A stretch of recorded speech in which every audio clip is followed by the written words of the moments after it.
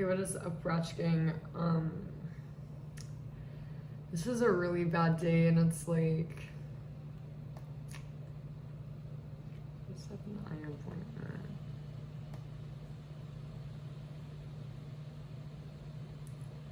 Poor baby, even my baby woke up.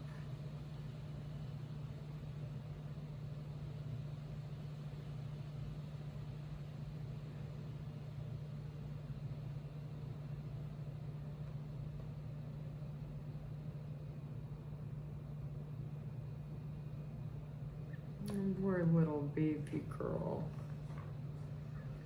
Baby woke up. Okay, where's Ratch Gang? Like, I just want to make sure it's not hail or anything like that. And I need to dump out this coffee. Let's see. Yeah, it just looks wet and rainy and it's freezing. Yeah, it's wet and rainy and freezing.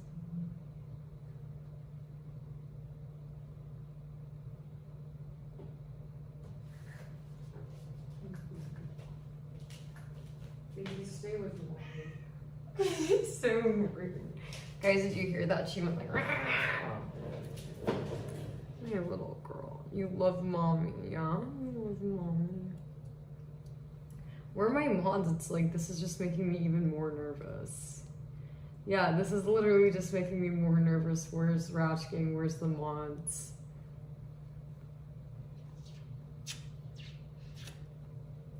Oh my god, she has white whiskers. Wait, is that normal or does that mean she's getting old?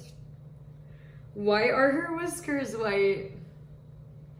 Guys, does white whiskers mean she's old? No, I don't want her to be an old kitty. I want her to be a baby. Where is chat? Like...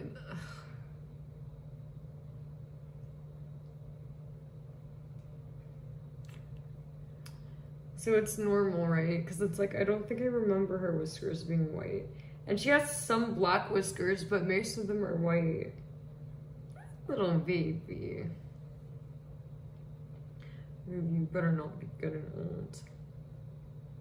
You my little baby forever, baby. You're gonna stop growing, baby? Look at my baby, she's so tiny. Small little tiny baby.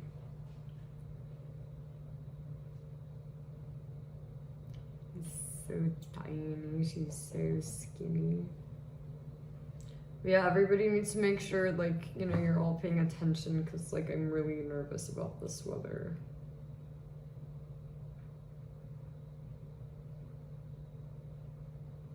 No. Okay.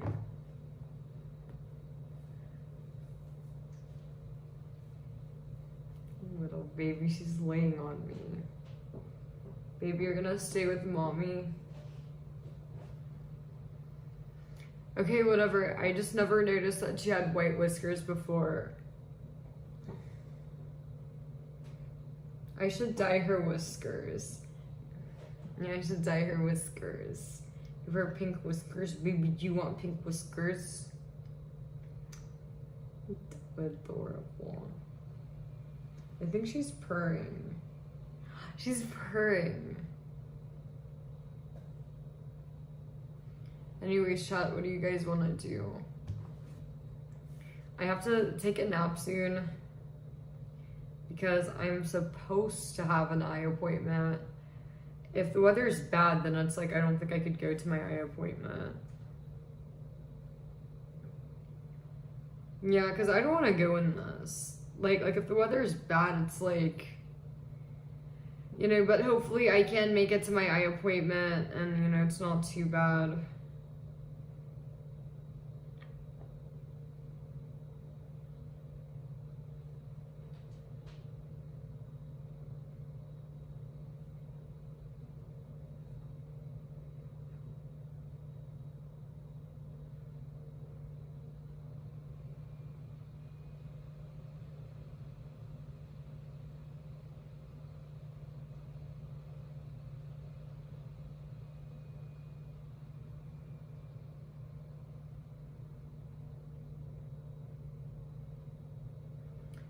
Really, because I don't know, it's because it's it's I just worry, what if the roads are icy, or what if it's super windy?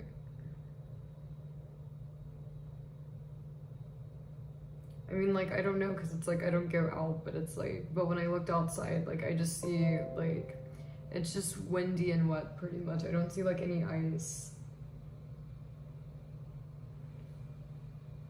But yeah, but I have to go to sleep soon because I have to wake up early for my eye appointment.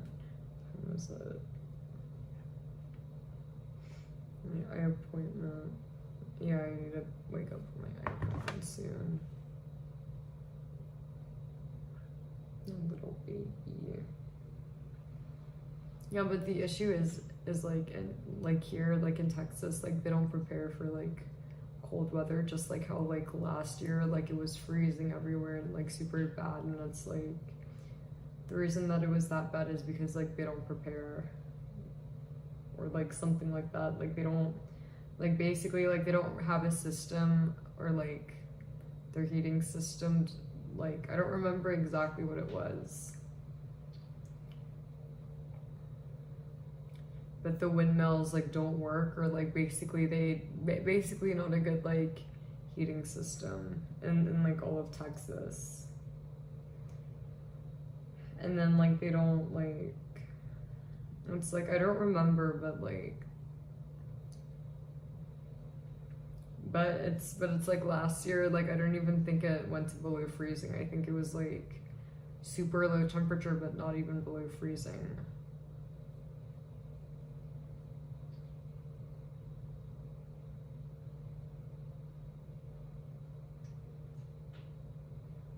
Yeah, the power grid failed. Something like that.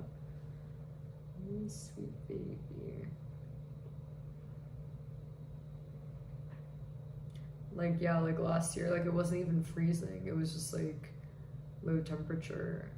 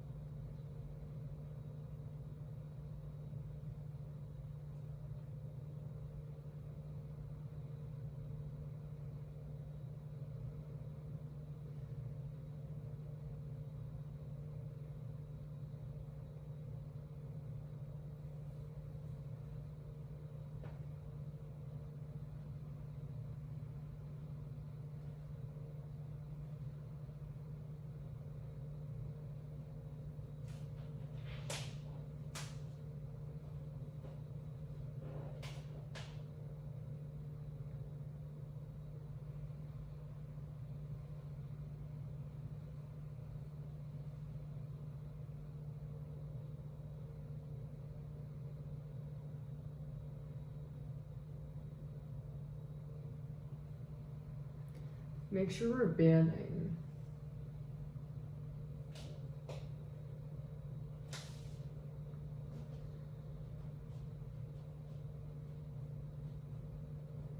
What? Why aren't we banning people?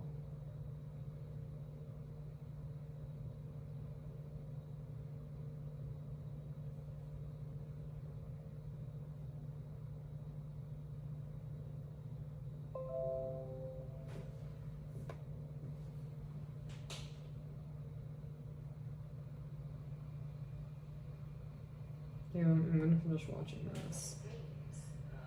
I'm gonna stay up for, I don't know, I think I should get to sleep at, or like take a nap at least at like, 66-year-old billionaire financier Jeffrey Epstein was in court today for allegedly engaging in sex trafficking crimes. How serious are these charges against Epstein, David? When Epstein's I think 5 I should go to sleep. Christina was moved to call the FBI. So disturbed was she by what Ghislaine Maxwell had told her in private all those years ago. She was very cocky, and she told me that she had just got her helicopter pilot's license, and that as a gift, to reward her, Jeffrey had bought her a helicopter. And I said, so dangerous. Why would you want to do that? And she said, well, because this way we have total control on privacy of who's with us. Hey everybody, it's Julian with Beth Barrister and Company, and today we're going to be reviewing the Woodlands, Texas real estate market. And Maxwell let her in on another secret, this time about the infamous Lolita Express, their private plane used to transport young girls and high-profile friends, including Bill Clinton. She also told me in that meeting that the private plane that she and Jeffrey used, was wired for audio, video. Christina, at the time, were there any red flags for you? At that point, were you thinking children are at risk here? Unfortunately, I did not have even the wherewithal to think of such tremendous evil, frankly. I just thought she was the sort of rancid personality. I had no idea we were dealing with true evil. Justice has long been denied in this sordid case.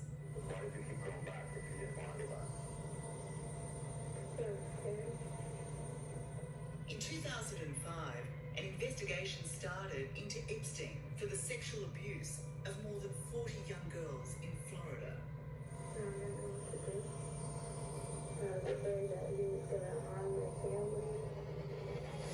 Prosecutors had the evidence and the opportunity to put this sexual predator away for life. Finally, more months Instead, inside. Epstein negotiated a secret, seedy deal. He'd plead guilty to the lesser charge of unlawfully paying for sex with a teenager, for which he'd served just over a year in jail. In return, he was let off all other charges, and incredibly, his co-conspirators, including Ghislaine Maxwell, were given full immunity in Florida, but only for the crimes committed there between 2001 and 2000. Hundreds of crimes, but also somehow get immunity for his co-conspirators, named and unnamed, is something that Maxwell settled into a luxury hideout, aptly named Tucked Away in New Hampshire. It seems Maxwell didn't count on being chased down for her crimes outside the immunity period. At her remote court hearing on Thursday, where reporters could only listen in thanks to COVID, Maxwell's disbelief could be heard. A very loud British woman screaming, "Why is this happening? How is this happening? How could this happen?" And just crying her eyes out. Acting U.S. Attorney Audrey Strauss. As alleged, starting in 1994 until at least 1997, Maxwell was among Epstein's closest associates and helped him exploit girls who were as young as 14 years old. Maxwell has been charged with multiple child sex abuse offences.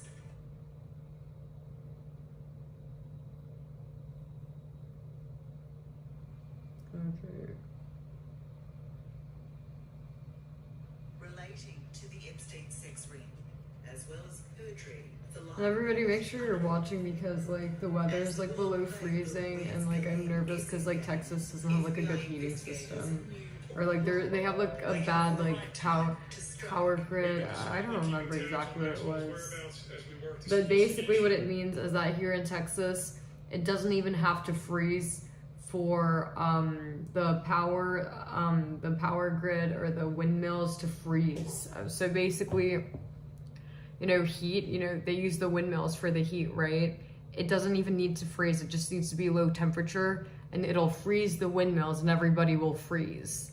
Texas has like the worst like power grid ever. Like last year, it didn't even freeze. It was just low temperature, but people were freezing to death. The roads were like a skating rink. People were freezing inside their homes.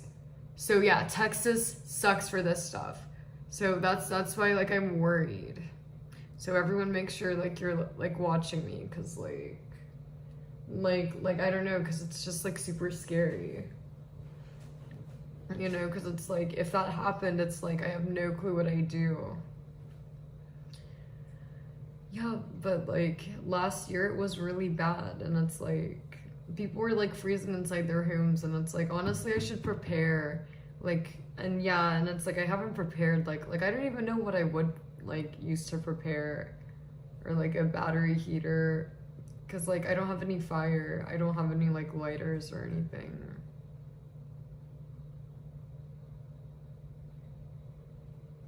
And more recently, we learned she'd slithered away to a gorgeous property in New Hampshire, continuing to live a life or something like that. I don't remember exactly, but basically it doesn't need to freeze in Texas for like the, you know. Haunted by that trauma, Virginia Roberts Giuffre was not only abused by Epstein and Maxwell, but also trafficked by them. She alleges to some of the most powerful people in the world. Virginia is now married and lives in Queensland, from where she runs the Victims Refuse Silence Foundation. News of Maxwell's arrest makes this a good day. This day to me has been like one of the best days of my life. I have not stopped smiling and crying happy tears. And I'm just, I'm elated to know that she's where she belongs. She is the most narcissistic, evil, vain woman I've ever known. And she's finally been knocked off her pedestal. Do you drive for work? Every 1,000 miles you drive for work is worth up to $545. Coming up, the actions were just reprehensible. no escape These young girls subject to sexual assault, sexual exploitation. from an island hill. Help us victims get some accountability. The women refusing to give up. I'm very proud of myself for standing up. And what now for the Playboy Royal? Department of Justice. Epstein's paradise getaway in the Virgin Islands may now lie abandoned and desolate, but it holds the secrets of a sex ring even more extensive than Only first pores thought. Once froze. you get on that island, how do you get off? The Attorney General of the Virgin Islands, Denise George, paints a terrifying picture. Well, okay, well, like, yeah, but even if, like, the electricity is working and stuff, you know, last year, some electricity companies raised the prices of the power, and, like, you know, it went from, like, I guess, like, $100 in electricity went to, like, $10K in electricity. Of what confronted the So young even women that's, who like, found themselves but trapped it's like, you know, it's like I just don't want it to A person who's freeze. there and needs help that they can sneak away and run outside and flag down a police car. There is now evidence that Epstein's year in a Florida jail back in 2007 did not stop him from sexually abusing young girls. It's alleged he did so until a year before his death, here on the Virgin Islands. Coercion, false imprisonment. And that is that an interview with the big ear. And you, Time. There's speculation Maxwell will reveal all the dark and dirty secrets, naming all the men who were party to them. in the event that she were to become a cooperator, I think that we can deal with that. I really hope she comes forward and says A, B, C, D, E was involved. This is how it ran. You know, just help us victims get some accountability. Last month, the Duke of York's legal team released a... Go on, Matt. With a history of trauma. They are the reason why I wrote the book. Wrapped in her native South Africa. A mother who Ransom says struggled with addiction and a He acted as if he could have anything he craved.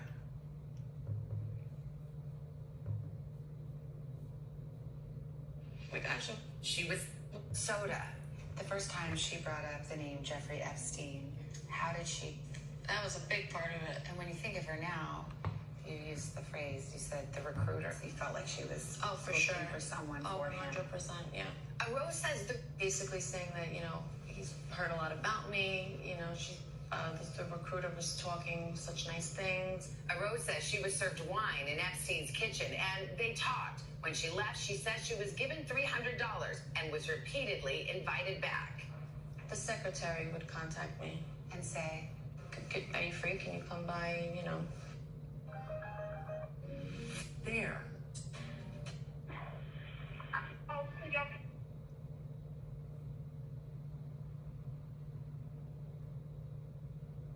Oh, did this recently happen? The girl recently got arrested. Does anybody know if this was recent that Gilliston Lee Maxwell, whatever, got arrested, or is this old news? Yeah, I need to prepare. I need to buy, like, I don't even have a flashlight. I need to get a flashlight. I need to get, like...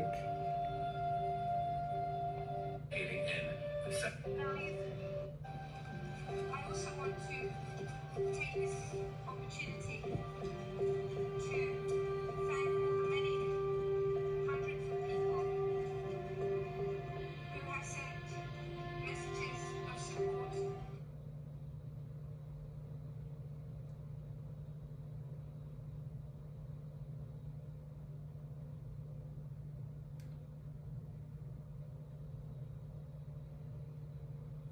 Find your rhythm, your happy place. Find your breaking point. Then break it. Every That's crazy. And how long did it take?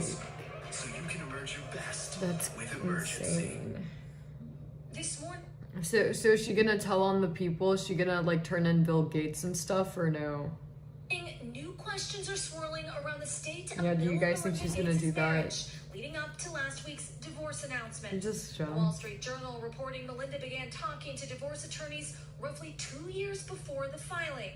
The paper citing people familiar with the matter and documents it reviewed. NBC has not yet independently seen or verified those documents. Last week, the multi-billionaires announced in a joint statement they were ending their 25-year marriage because we no longer believe we can grow together as a couple in this next phase of our lives. The Journal citing several people reporting that one source of What concern does that for mean, Melinda, she will not? global advocate for women and girls, was Bill's dealings with Because, like, can't she just snitch? Can't she just, you know... according to documents.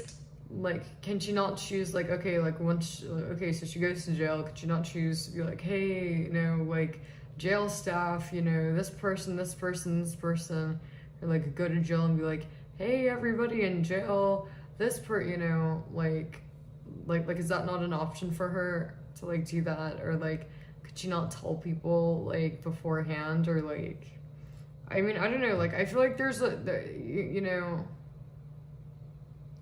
Well, like, she could tell people. She could have a group chat, and she could tell everybody in that group chat.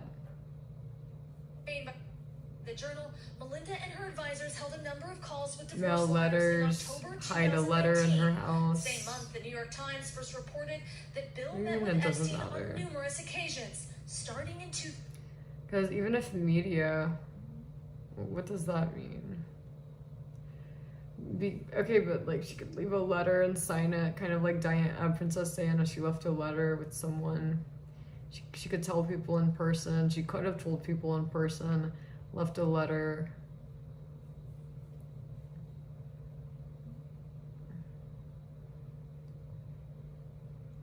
So whenever she was in court, whenever she was at court, like, she testified that you know, so she testified, like, that, like, these people weren't coming to the island. 2011, after Epstein had served time for soliciting prostitution. The Times reporting one stay at Epstein's Manhattan townhouse lasted late into the night at one of the paper's forums. You know, I made a mistaken judgment that I thought that those discussions would lead literally to billions of dollars going to global health. Turned out that was a bad judgment. That was a mirage. None of that money ever appeared. And I gave him some benefit by the association. So I made a doubly wrong mistake there. Last week, the Gates shocked the world with news of their broken marriage. In just January, Melinda spoke with Savannah about how the two were coping with household duties during the pandemic. Both people can set the table and both people can do the microwaving and the cleaning up. And so we're trying to, again, continue to role model that in our house for our children. Melinda filing for divorce shortly after the announcement last week, according to court documents saying their marriage was irretrievably broken. But according to their Wait, so after they had a kid, like, she divorced? divorce filing, they've agreed to a separation contract to divide their massive $130 billion fortune. We've reached out to spokespeople for both Bill and Melinda Gates regarding both the reasons for their split and the Wall Street Journal's reporting. So far, neither side has responded to our requests for comment. Hoda? And $130 billion, there's a lot at stake with that massive fortune. So how's that going to be divvied up? Well, they've already begun dividing their incredible wealth. Bill Gates has reportedly recently transferred more than $2 billion in stock to Melinda.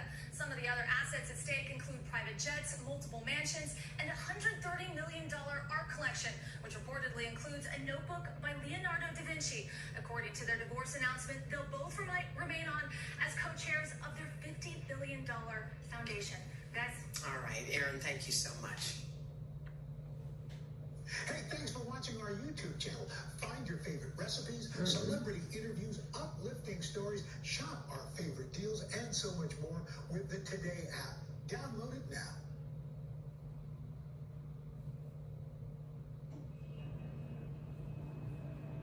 This holiday, Verizon has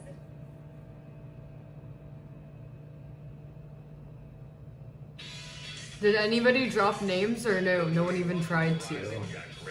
So no one tried to drop names. Brianna Joy Grace here with us to discuss CNN host Chris Cuomo's suspension from the network after new documents showed he helped his brother, former governor of New York, Andrew Cuomo, navigate his sexual harassment. Where's my mods?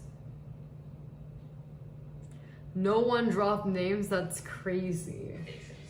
Then Kim Iverson is joining us, of course, later in the show. She's going to break Cause down like how you think like one of them would be like, I don't fucking care, you know, I'm dying anyways. I don't care what, you know, these, you know, it's like I don't care what these rich people do. Like I'm gonna be in jail and just like, you know, drop all the names, right? Because it's like they're, you know, so it's like you'd think someone has to, I know, because like why would they be scared? You know, it's like they don't have, the rich people don't have like any like control or power anymore because they're dying anyways, you know?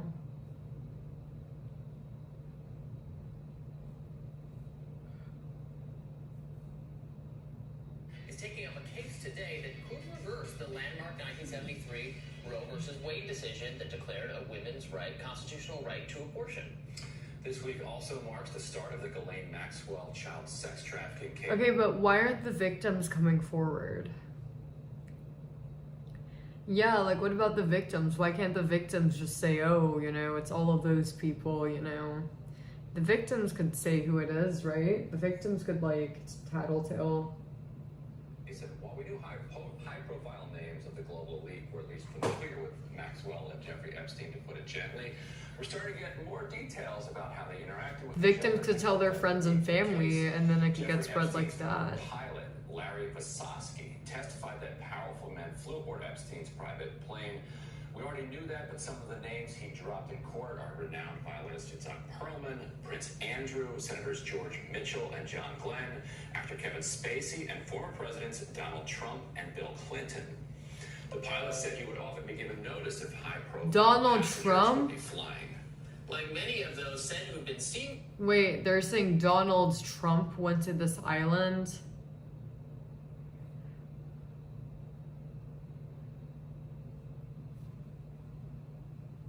Epstein, Clinton's spokesperson has previously admitted that the former president was aboard Epstein's plane 4 times, but knew nothing about Epstein's, quote, terrible crimes. In addition to the pilot's testimony, the first of 4 of Maxwell's accusers took the stand. The accuser, identified in court as Jane, said Maxwell befriended her when she was just 14, and that led to abuse by both Epstein and Maxwell. And yeah, I think Trump had said previously that, yeah, I knew the guy, and, you know, I mean, there's pictures of him, obviously, so they can't deny it, but he said he didn't know anything about what, and then he cut him out of his life. Well, if you're Q, you say that this was a long scheme of Trump's to ingratiate himself. Right. That he was really just undercover with the pedophile ring. Exactly. In order to later expose it when he became president. However, as part of this coverage of, he gave an interview, was it Vanity Fair, who did a profile of Jeffrey Epstein, and Trump is quoted saying, Jeffrey Epstein, he likes girls really young. Like he's on the record. This is like the 90s saying this. So I think everyone knew that. And by the way, 2008, 9, like he was arrested for this, right? So the decade after that, it was already on record, right, that this was a fact. But previous to that, these global elites, they knew what his reputation was. Trump, unlike a lot of other elites, is the only one that's going to give text to it. He's going to like just say it out loud. Oh yeah, this guy that I fly around with, he likes really young girls.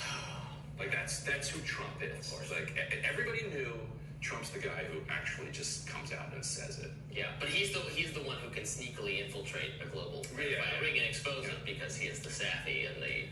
But apparently he didn't have the savvy to prevent his either assassination or his suicide. So his assassination slash suicide. Trump, always the right idea, just the follow through lacking. Yeah, there you go. Maybe next time. Must be the problem.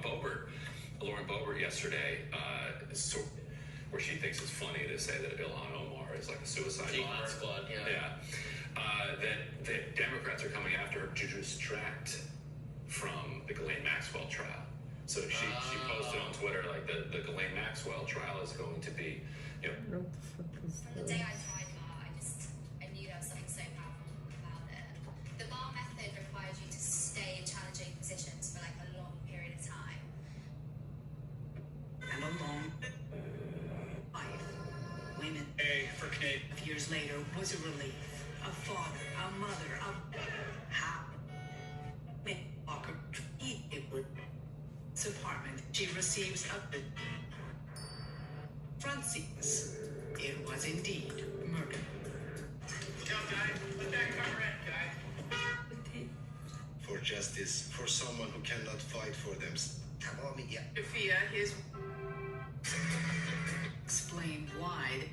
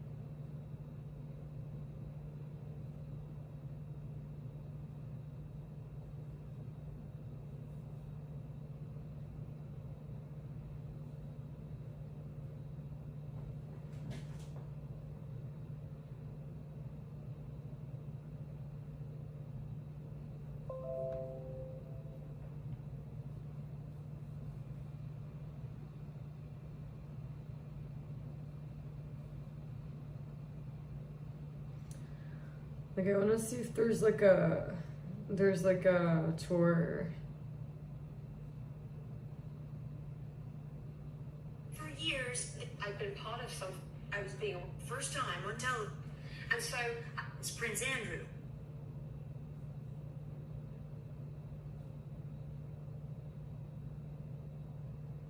Just but only here.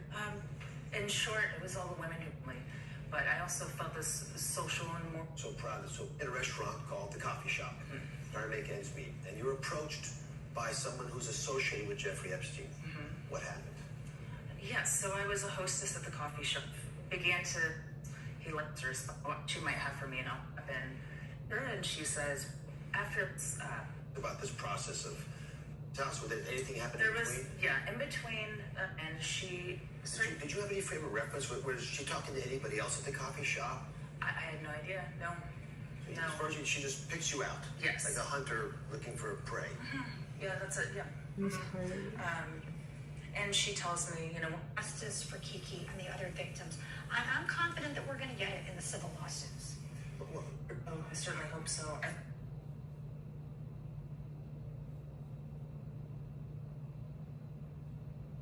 This is boring. This holiday, Verizon has the deal that gets better and better and better. Get an iPhone 13 Pro on us when you trade in your old or damaged phone. Better. Hey. And up to $1,000 when you switch. Because everyone deserves better. From the air, opulence is on display. 2 pools, perfectly meant Miss Island. It's not easy to get to. We had to hire a boat captain. When you moved here to St. Thomas 4 years ago, how long did it take before people started talking about Jeffrey Epstein? It was immediate. That was the first day I ever took this boat out. I had a training captain that I went out with, and that was just part of the tour. Boats can float right up to the edge of the island estate. Can I just talk to you for a second? Epstein's grounds workers are still on the job. Do you have a second to talk? But the ones we approached were not willing to talk. He convinced Stephen Scully knows the property well. He worked there for 6 years. When you first met Jeffrey Epstein, what were your impressions of him? Real smart guy. Unbelievably focused. Scully says he was told not to talk about what happened on the island. When you say you saw young girls, were they under 18, do you think? I have no way of knowing that, truly. But they appeared to be young to me. Scully also told us there were photos of topless girls in buildings around the compound, and says he quit his job after a conversation with one of Epstein's employees from Palm Beach. He said, "What's with the young girls?" And I said, "Oh, yeah. I'm not real comfortable with the young girls thing, too. Is that in West Palm Beach as well?" He said, "Worse." Did you consider in that moment perhaps reaching out to law enforcement? No. When you look back on it now, do you wish that you had? Yeah. Epstein pleaded guilty to soliciting prostitution in Florida in 2008 as part of a controversial deal. In a civil case against the government about that deal, one accuser says she took part in an orgy on Epstein's private island in 2002 with approximately 8 other young girls who appeared to be under the age of 18. According to government records, Epstein is registered as a sex offender in the Virgin Islands, but unlike in the U.S., where he had level 3 sex offender status, considered the most dangerous, in the Virgin Islands, he is classified as Tier 1, the least dangerous. It meant he had to check in with local authorities just once a year. Today, he sits in a jail cell, denied bail after pleading not guilty to sex trafficking charges. Some locals we spoke with say that's where he should be. Were people surprised out here when they heard about his arrest in New York? I don't know if surprised would be the right word. Maybe happy that it finally happened. Residents also tell us Epstein was looking to expand his estate on Great St. James, the island he bought in 2016. Beaches in the Virgin Island are public property, but Jeffrey Epstein has made it... Hey, whatever. Anyways, chat, talk to me.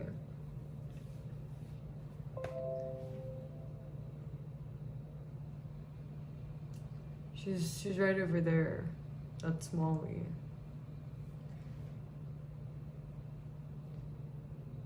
No, I'm not giving you guys anything. You know, I haven't seen worshiping. You guys haven't been treating me right, so look at that baby. So adorable.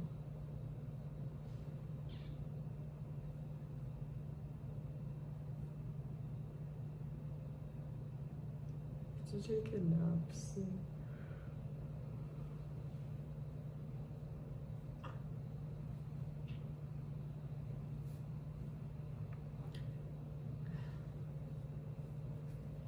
Ratch content? Well, I can't give you guys Ratch content because what do you guys want? What exactly do you guys want? What's Ratch content?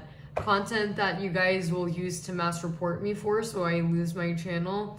Content that you guys use to harass me with, no, I'm not gonna do that. You guys are mentally ill and don't deserve anything. You're all sick and need to be restricted.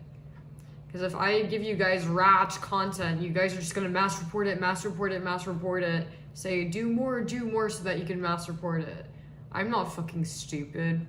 So you guys could fuck off and find somebody else that'll give you ratch content that you guys could use to get their channels deleted and to harass them. You're all sick and mentally ill. And where are my moderators? Like, I'm literally about to just demod all of my moderators. I'm not joking. Like, I'm this close to demodding all of my moderators. Cause if my mods are just not gonna work, then I could just have like a strict filter and I could just like demod all of my moderators.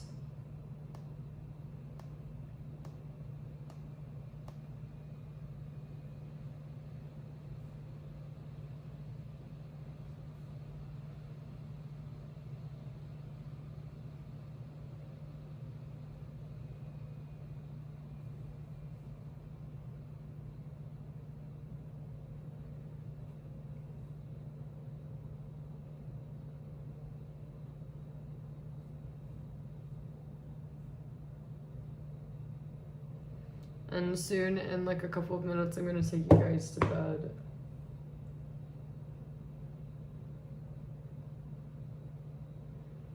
Mods, why aren't we working? But no, I'm being serious. Like, if my mods keep, not working, well then that's completely fine. I could just do strict filters, have no mod strict filters, and have a like 6 month. Yeah, have a 6 month.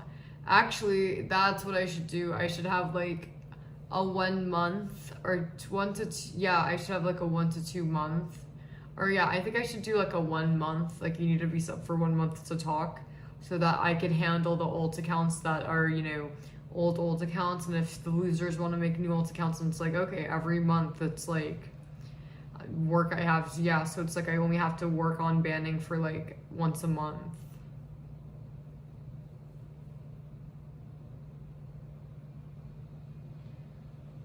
Like, I said that I was gonna demod all of my mods. I'm tired of my moderators not participating, not working, and it's just, And if that's the case, then there's no point for moderators. And I'm talking all of them, not just one mod.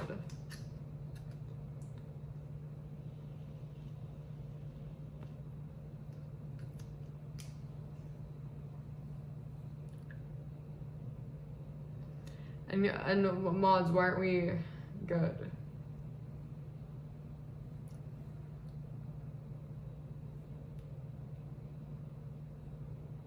That should be a timeout.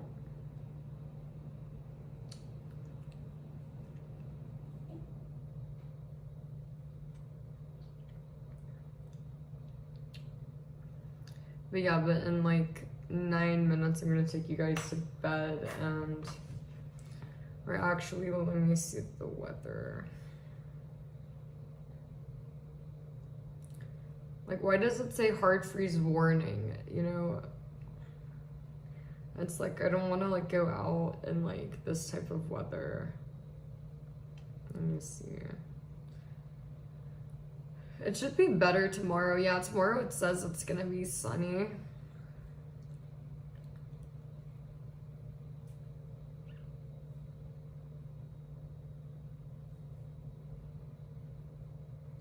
That's crazy. They don't even open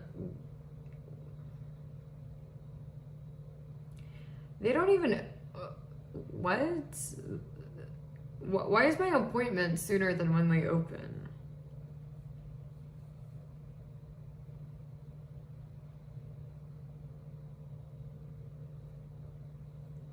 Oh no, it's not.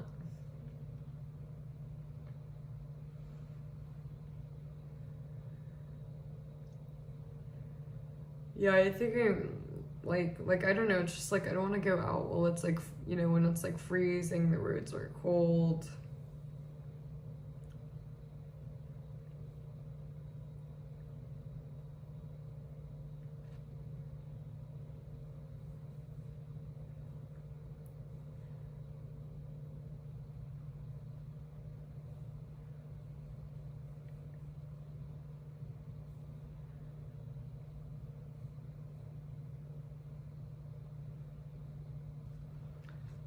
No, like I have an eye test. I have to redo it because like basically like the power that they gave me for my like prescription is incorrect.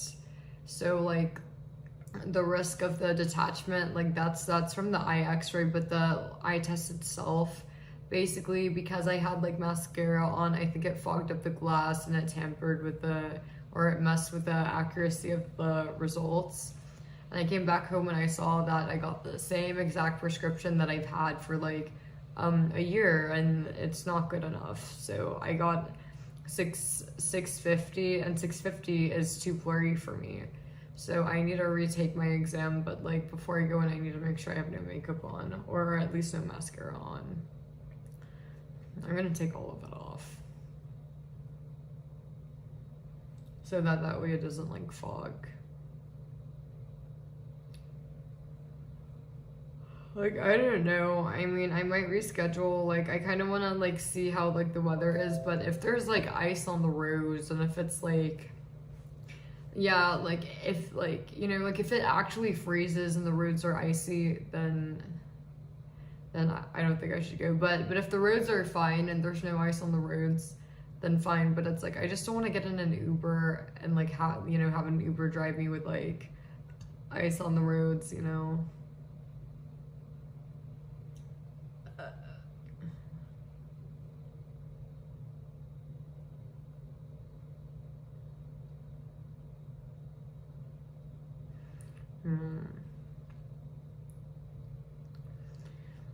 But yeah, and the first time I went to go take my test, I tried to tell the doctor, like, it keeps fogging up, and then she just gave me like a rag to or tissue to wipe the glass, and I kept telling her, this is not working. Every time I come back on, like it just fogs right back up.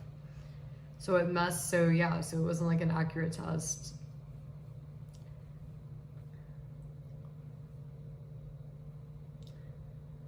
But yeah, and like, thing is, I wasn't even wearing a mask. Like, I was not even wearing a mask. It was just my eyes.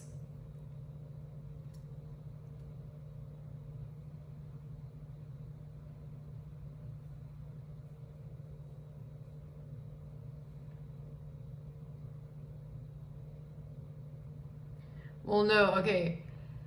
I was not wearing a mask during my eye test. I took it off for that, but my eyelashes, because I had mascara on, right? So my eyelashes, like against the thing, it caused it to fog up. Because it's like they're, you know, it's because like they're long and they're thick, so it's like it caused it to fog up. Or like, I don't know, it has to be my eyelashes. I've taken eye tests before, but normally, like, yeah, like it's something to do with wearing mascara.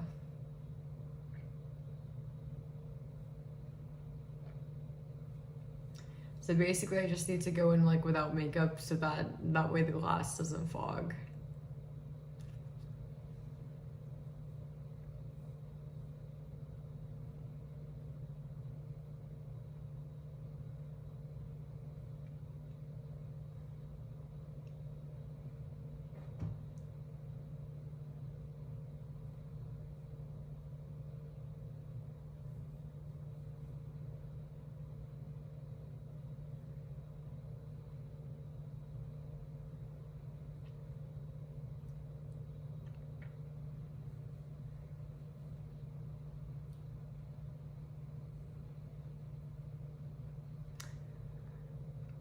Yeah, like I'm gonna research that, but that's not normal. I've never had that happen before. I'm pretty sure it's because of the mascara. I'm pretty sure it's because, you know, something to do with that. But if I go in tomorrow, like without any makeup on and like the thing still keeps fogging up, then, well, then that's weird.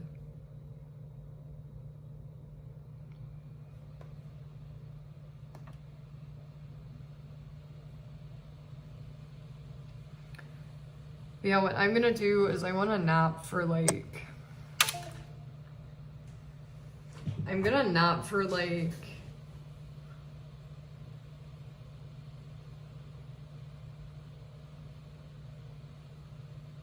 4 hours. Yeah, I'm gonna nap for 4 hours so that way I could like make a decision in the morning, and if I need to... Or no, I shouldn't drink this. So if I need to cancel, I could cancel. If I'm not canceling, then it's like I have time to get ready.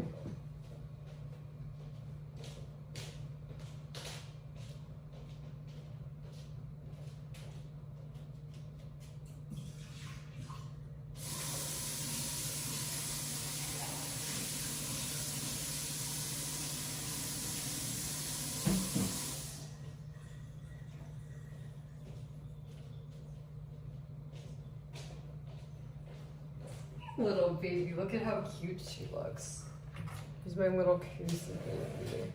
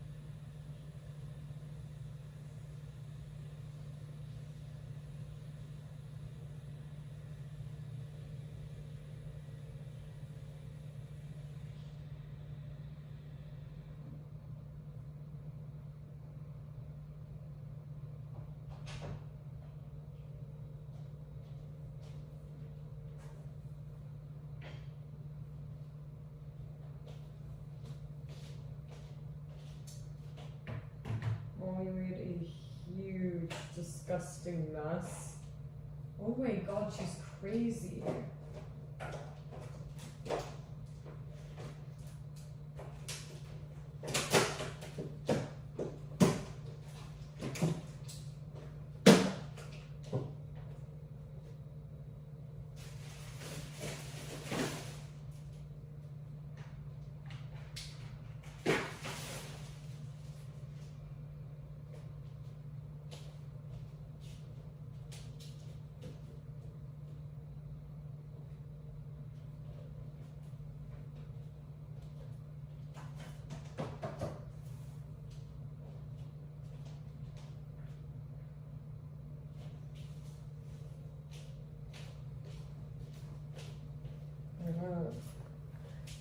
Grab this. I'm just gonna put this on my counter.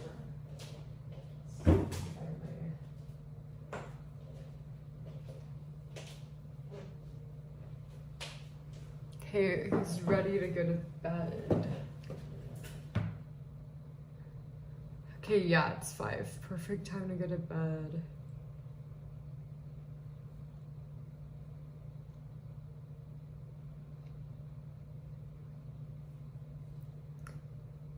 Bring you guys to bed. I want to finish this.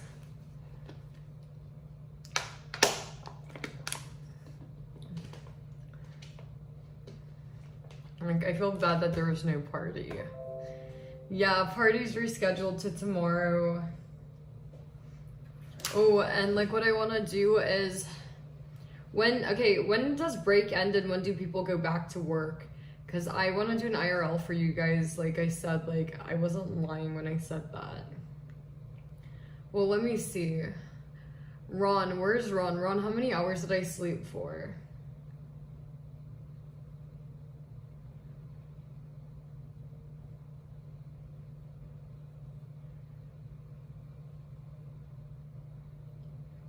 January 3rd, okay. So on Monday, wait, yes, on Monday we could do, you know, so yeah, because I do feel bad for being inactive. So to make it up to you guys, I'm gonna do an IRL, I promise. So whether it's on the 3rd, 4th, I will do an IRL. Once people go back to school and work, I will do an IRL. And I'm gonna make it up to you guys, and I'm gonna win you guys a bear, and I'm gonna let, yeah, it's gonna be really fun. Ron isn't even mod anymore. I kind of don't want to sleep. Because the thing is, it's like,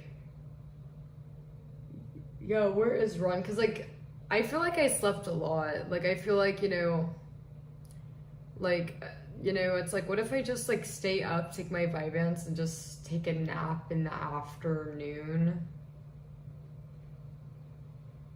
I don't know if that would be a better option. Because it's like, I just worry that like, because I don't know how much I'm gonna sleep for.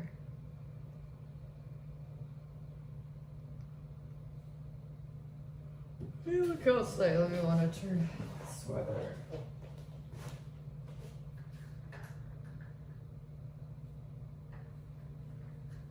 We'll see if we're freezing. Hey, babies. Are you cold, baby? She's so cute. She's a cold baby.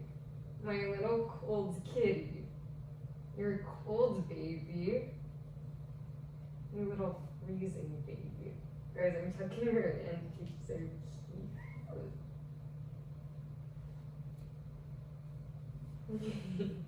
She loves being tucked in. My little girl. Maybe you like being tucked in, little baby? You like that? Maybe you like that, baby. You like being tucked in like a little burrito. My tiny burrito. Guys, Mommy's so cute. I tucked her in.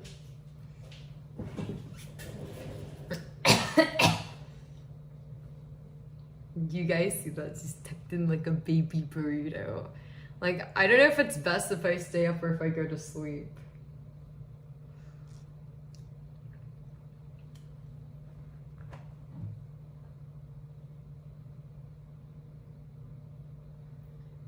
Does anybody know how many hours I slept for or how many hours I napped for?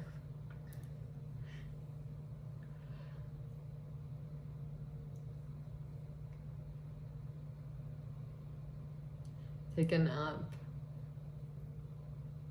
I think that's probably a good idea. It's just that I wanna make sure. Well, I mean, I have 5 hours if I take a nap. Okay, well, I'm gonna bring you guys to bed. I'm gonna take a nap, and I'm gonna try to nap for only like I don't know, because it's like, you know, it's like just like how like I want to make sure I don't sleep too little. I want to make sure I don't sleep too much. So I'm gonna try to nap only until like 8 o'clock, 7 o'clock. Yeah, 7 o'clock, so that I could like, because it's like I need to be up, I need to be alert, and it's like I need to make a decision.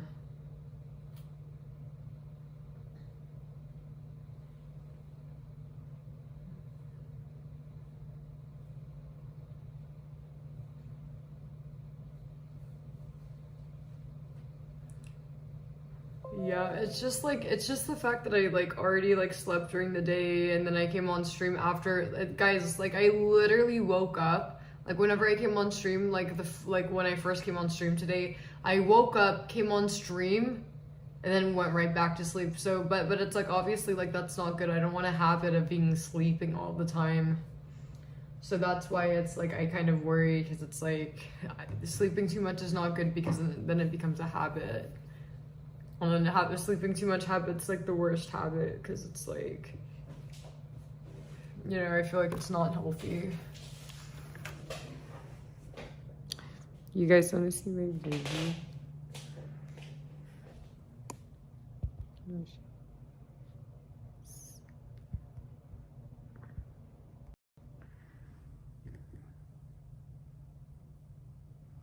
Sunday, no, they're not closed.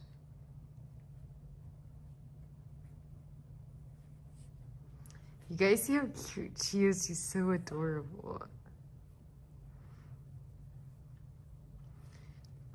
Yeah, because like things like that are habits.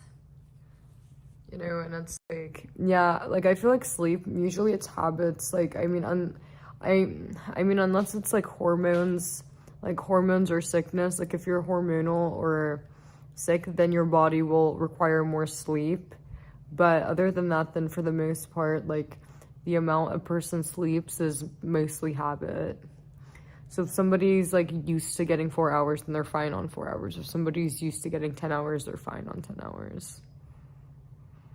Little girl, baby, come on, baby. Wake up and come with mommy. I feel really bad because I just tucked her in.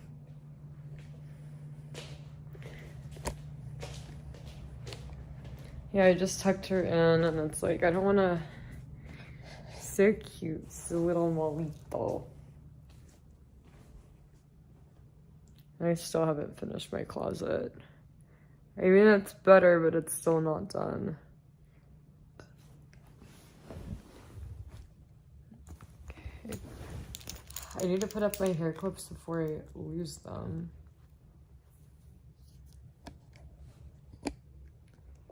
Yeah, and that's why it's like you have to be careful about like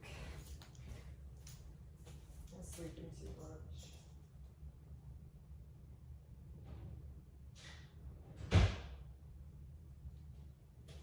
Because it's like the same thing with like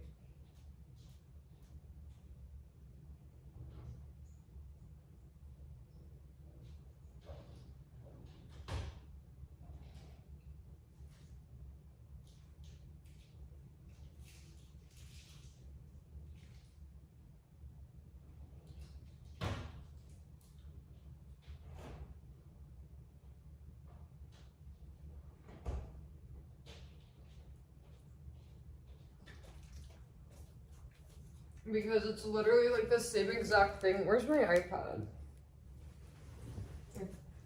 Oh, okay.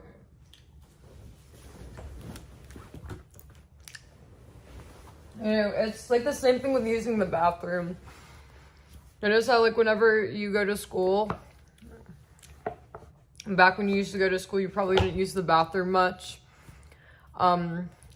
I used to like, I remember at one point at school, I built the habit of not going at all, or no.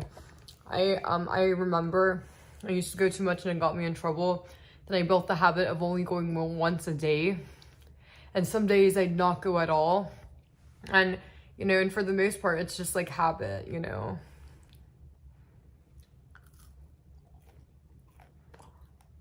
But like the bladder is built to hold piss. So really you can hold the bladder, it's just like habit. Right now it's like I use the bathroom every hour.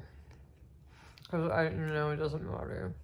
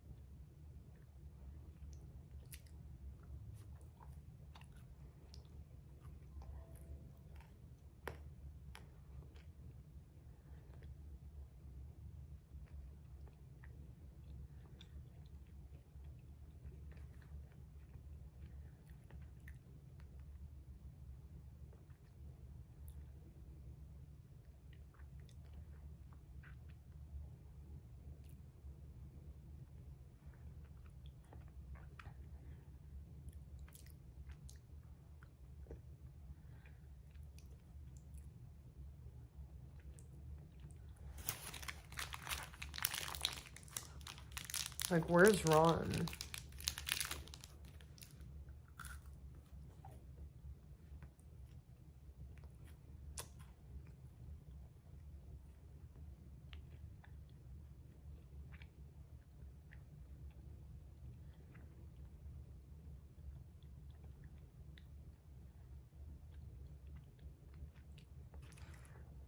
Oh, and also the New Year's party is gonna be tomorrow.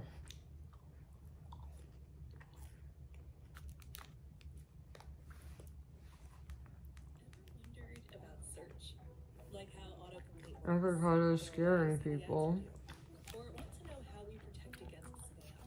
Ron, for how many hours did I sleep for? Or not for?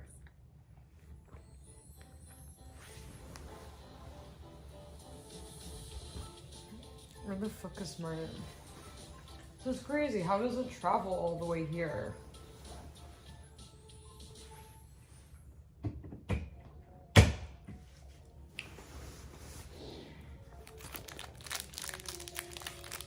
Yeah, we're gonna have a... Guys, shut up. We're gonna have a party tomorrow. New Year's is tomorrow.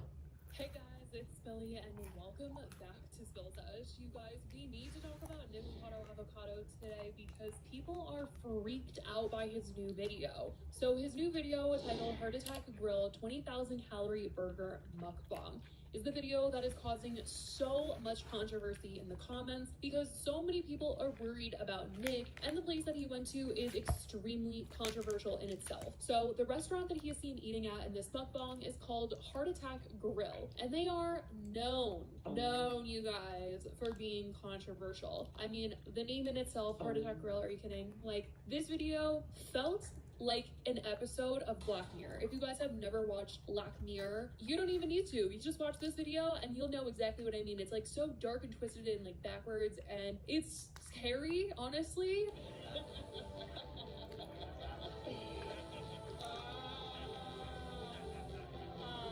And somebody even commented, this was like a Black Mirror episode. The way that everything just felt so backwards in this is exactly like I've been to Heart Attack Grill before. I refuse to eat any of the food. Because like because the calories are like 3,000, 4,000. Waitresses are dressed up as doctors and nurses, and you can weigh in, and you know, if you get that 350, then you're, you know, chilling, you're eating for free, and you're eating in a hospital gown. Yes, you guys, I said that right. You're eating your food in a hospital gown. And when I tell you guys that the thing about this video in particular is that Nick is like so excited to be there, and the comments are like horrified by this whole thing. They're like, the concept of this restaurant is actually scary. The sadness in this video is soul crushing. So, you know, he weighs in at the number that, you know, he can eat for free, and everybody is cheering. Everyone is like so excited for him that is around him. They're sitting with him as he's eating all his free food, and like the whole thing is just like really tripping people up in the comments because they're like, the way that they're just really encouraging him to, you know, be at this place. Well, I think that 8-9 pounds in one treatment is good. Not the best I've seen, but good nonetheless. The scale's getting upset. And they're encouraging, you know, everything that's going on is like so different from the things that have been on the internet recently, because if you guys have been watching Nick's channel in the recent year or even years, then you know that people have been worried about him for a very, very long time, and they feel like his channel is dangerous, that he is encouraging very bad things. Not girl calories, because whenever I went, when I was like 16 or 15, and I'm pretty sure it was like 15, the calories were like 8,000, 4,000, 4,000 for French fries. Emotional, happy video. Like, he put in the work editing this video, let me tell you that. He really did. He put in the work. He put in old clips of him coming to the restaurant for the first time. Like, it was some sentimental, very grand, amazing experience. Like, a joy to be there for him. Like, this was an accomplishment, you know? Everybody was congratulating him because he could eat for free. Like, this just felt like something that was a major, big, joyous, monumental experience, and he was like so proud of himself for doing this. Okay, so a burger with 1, 2, 3, 4 with 4 a burger with 4 patties is 8,000 calories. That's crazy.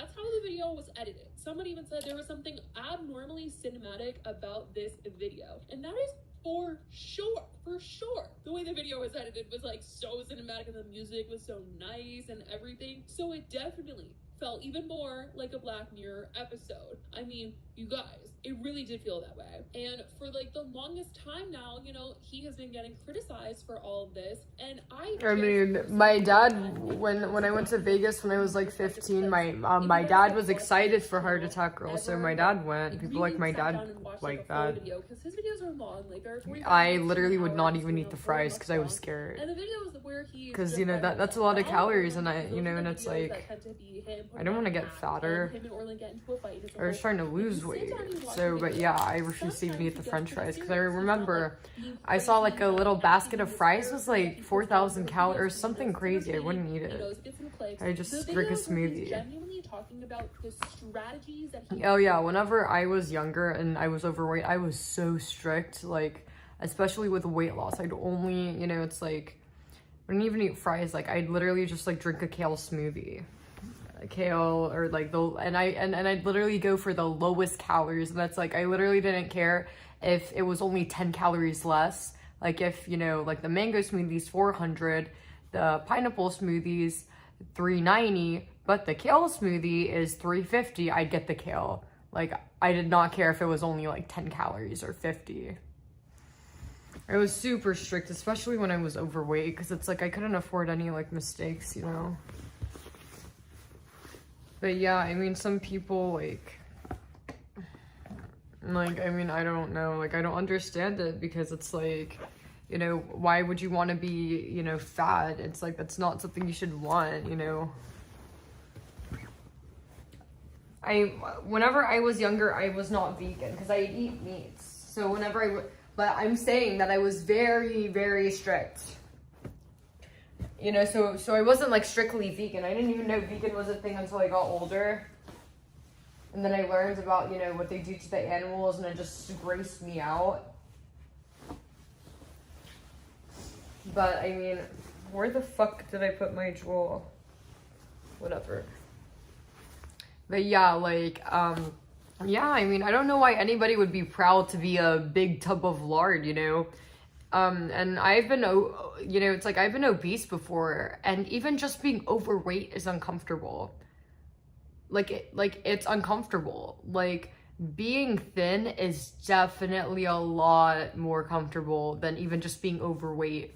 Being obese is very physically uncomfortable.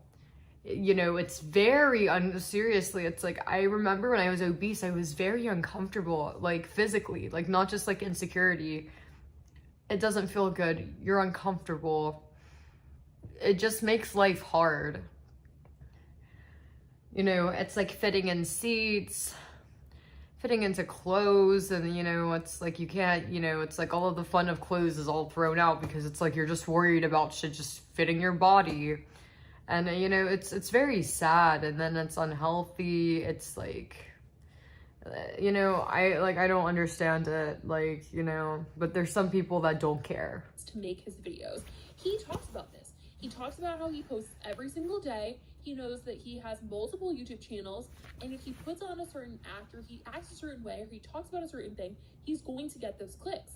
And so for sure. That this video is like, so it's like I cannot imagine people that live obese and like it, because when I was obese, it was very uncomfortable. Talk about it because it's like very backwards. This whole thing. So I slept for 4 hours on the couch. So excited to see this number finally hit 350. All right, we are ready finally to see the scale stepping on for the 5th time. What was I gonna check on? He's over 350. He gets me for free.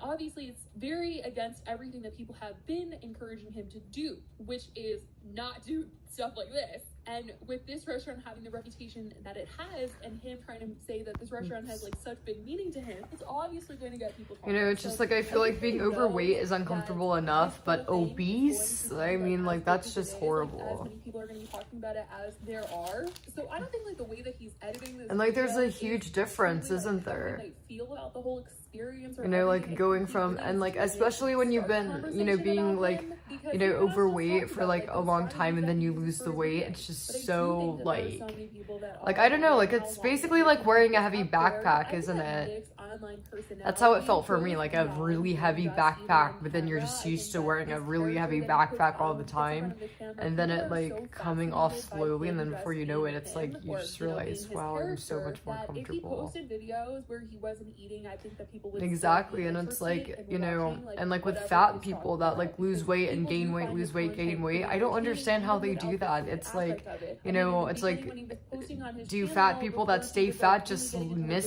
vegan feeling mukbangs, fat? he Do was they just doing miss feeling videos and just, uncomfortable? like, talking to Because the it's like the moment camera, you and lose there are weight, plenty of like shouldn't you videos be where like, this is great, I never want to let this go? It's like, why would you choose to get obese again? It's crazy. And it literally does not take much to not get obese at all, you know. he posted on his channel. I'm gonna grab like a sparkling water and like.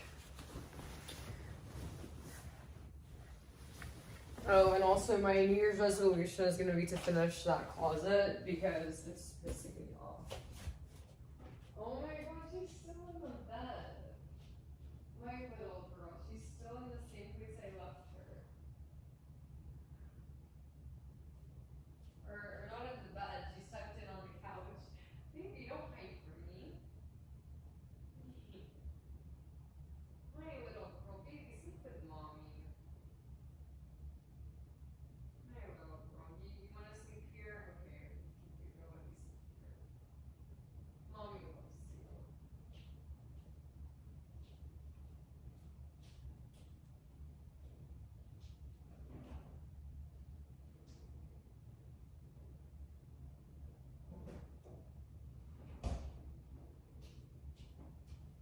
It's literally the cutest thing. Whenever I went to go get her, Molly thought that I was gonna like take her out of her little like circle, and Molly like went from like her Molly's head sticking out to like she went like this. It's so cute. So rude, but whatever. If she wants to sleep in on the couch, that's fine.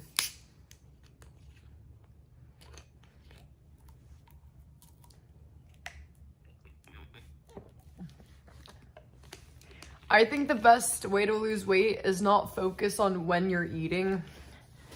But I think, by focusing on it too much, you make it harder. Because I remember whenever I was younger, I really wanted to like lose weight and really fast. So I didn't want to like mess up or slip. And because I'd watch my aunt and she'd always lose weight and then gain it. And it's like, I was scared that I'd do that. But like the problem is, it's like I made it mentally more harder on myself than it needed to be. Like there was no need to be stressed out and overthinking stuff the entire diet. It's like all I had to, it's like it should have been as simple as not eating any more fast food, no more candy. So I think the best thing to do is just not really focus on that stuff. Oh, and then sometimes I try to fast. I try to count my hours and be like, oh, I could only eat at this time, or like I want to go a whole day only drinking water. And all of that was unnecessary. It's like, I could have lost the weight, been successful, but without the stress. So I think the best way to do it is just like, don't buy, just use money. I just look at it as like, I just focus on the money. So it's like, I just focus on like, not purchasing fast food, not purchasing candies, not purchasing carbonated drinks. I'd look at it as like that way, because it like makes it so much less, because whenever you focus on the money, it's more in your control, so it's like I feel like it's easier just kind of, instead of looking at it as like, cutting all candy for like at least 1 week, just look at it as like, I'm not buying candy, I'm not buying fast food, and like I'm not buying like anything from out, like, and I feel like whenever I do that, and it's like, thing is, it's like I've never had to lose like large sums of weight, but like if I need to lose like 1 pound, 2 pounds or something like that, or like if I'm noticing that I've been like having a large intake of sugar, like I'll just like, the easiest way to change a habit that I want to change or like prevent weight gain is I'll just look at it as like, I'm not buying any more candy. That's crazy. Yeah, fasting, I've never been able to do that. The most I've gone, well, I've never like not ate for days. Like I've done things like I've ate very little, but for like a week. Cause I remember before my homecoming dance, like girls in the bathroom were talking about starving themselves. Like there was this one girl and she had a little Tupperware and she was showing it in the bathroom saying that this is all she's gonna eat for the entire day. And then I was like, that's actually a good idea. So I did the same thing and I made a little Tupperware and it was only like vegetables, and like I had like some bacon, like pieces of bacon and vegetables for the most part, or like beans for protein, but like, or yeah, I'd have like a vegetable and like protein. So whether it was like corn and like eggs, or it was like beans and like a hot dog, but I'd count the calories in that Tupperware and I made sure that it was no more than 500. And what I do is I'd eat some of the Tupperware in the morning and then at night I'd finish it. That's what I do. Or I'd not even eat in the morning and just eat it like at night. But but it's not necessary. It's very, and it's like, doing that for like a week, it's like you end up feeling miserable and hungry all the time, and it's just not necessary to do that, I feel like.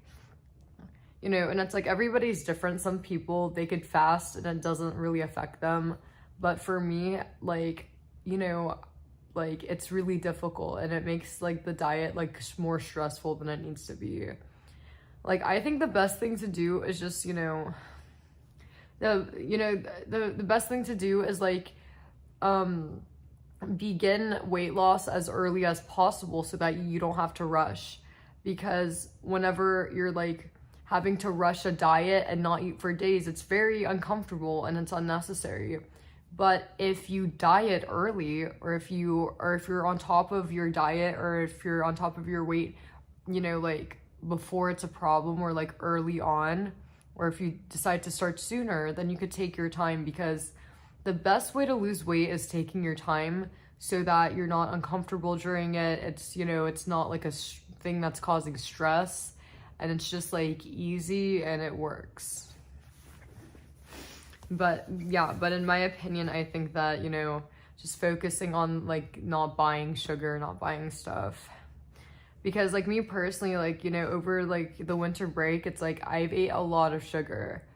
So for next month, or for like this month pretty much, at some point in a few days, I'm gonna like throw out the rest of the sugar or the rest of the cookies that I don't want.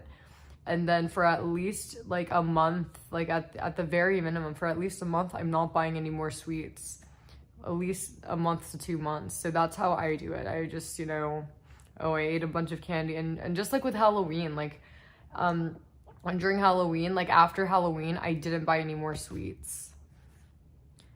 The only time I bought sweets was around like, winter. So I'll just do things like that, or like, just like stop buying sweets when I eat too much sweets. And that's like, I'm sure, yeah, I mean, that's pretty much what I did for the most part, because it's like, like I'm trying to remember when I bought cupcakes. But I mean, even if I like slip up one time, even if like the month I don't buy any candies, I like, buy like cupcakes one time, it's not really a big deal. Just like for the most part, like just not buying it should be enough.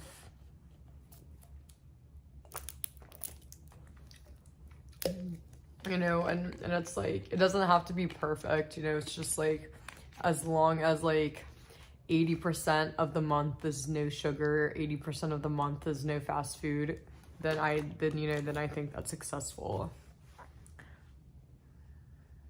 One of the recent times where half of the video he's just sitting there and talking to the camera, or he's out vlogging, or he's going to the store or something. He's not even eating until like the end of the video. So I really do think that Nick is either setting his channel up to later on just be the... Also, I think tofu is very good for weight loss. Tofu, tofu tastes good to me. Like tofu, whenever I eat tofu, it's like I don't want to say it tastes like chicken because I don't think that's true. But whenever you're eating chicken nuggets, you dip it in ketchup, right? And it's like you're mainly tasting the ketchup, not the chicken, right? So eating tofu, it's like eating chicken nuggets. It doesn't taste exactly like chicken nuggets. But like if you think about it, when anything you're dipping in like ketchup, you're really just tasting the ketchup. It's like the ketchup's like the dominant thing you're tasting really. So it's like tofu is good for weight loss, I think, because tofu, it's like it's super filling, and it's like eating a whole block of tofu, I think that's at least 70 grams, like that's like around 100 grams of protein, and I think it's like 300-400 calories.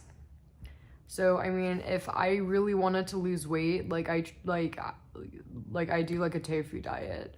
I do like a tofu,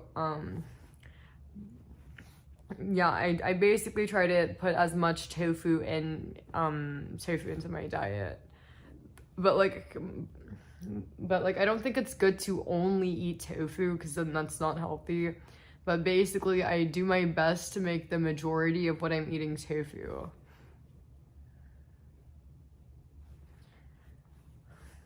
Weight gain, like how to gain weight. I don't know, I'm just giving I'm giving my advice. I'm not like a doctor or anything, but I have a lot of experience in weight loss, and I have a lot of experience in maintaining weight and keeping the weight off. I've never been fat, but it's like after I lost the weight I did when I was young, I never got fat again. It's normal to gain 5, 10 here and there, fluctuate 5 pounds and stuff.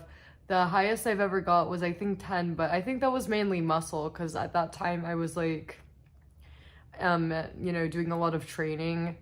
But for the most part, I've had small fluctuations, but I've never really gained anything more than 10 pounds in my entire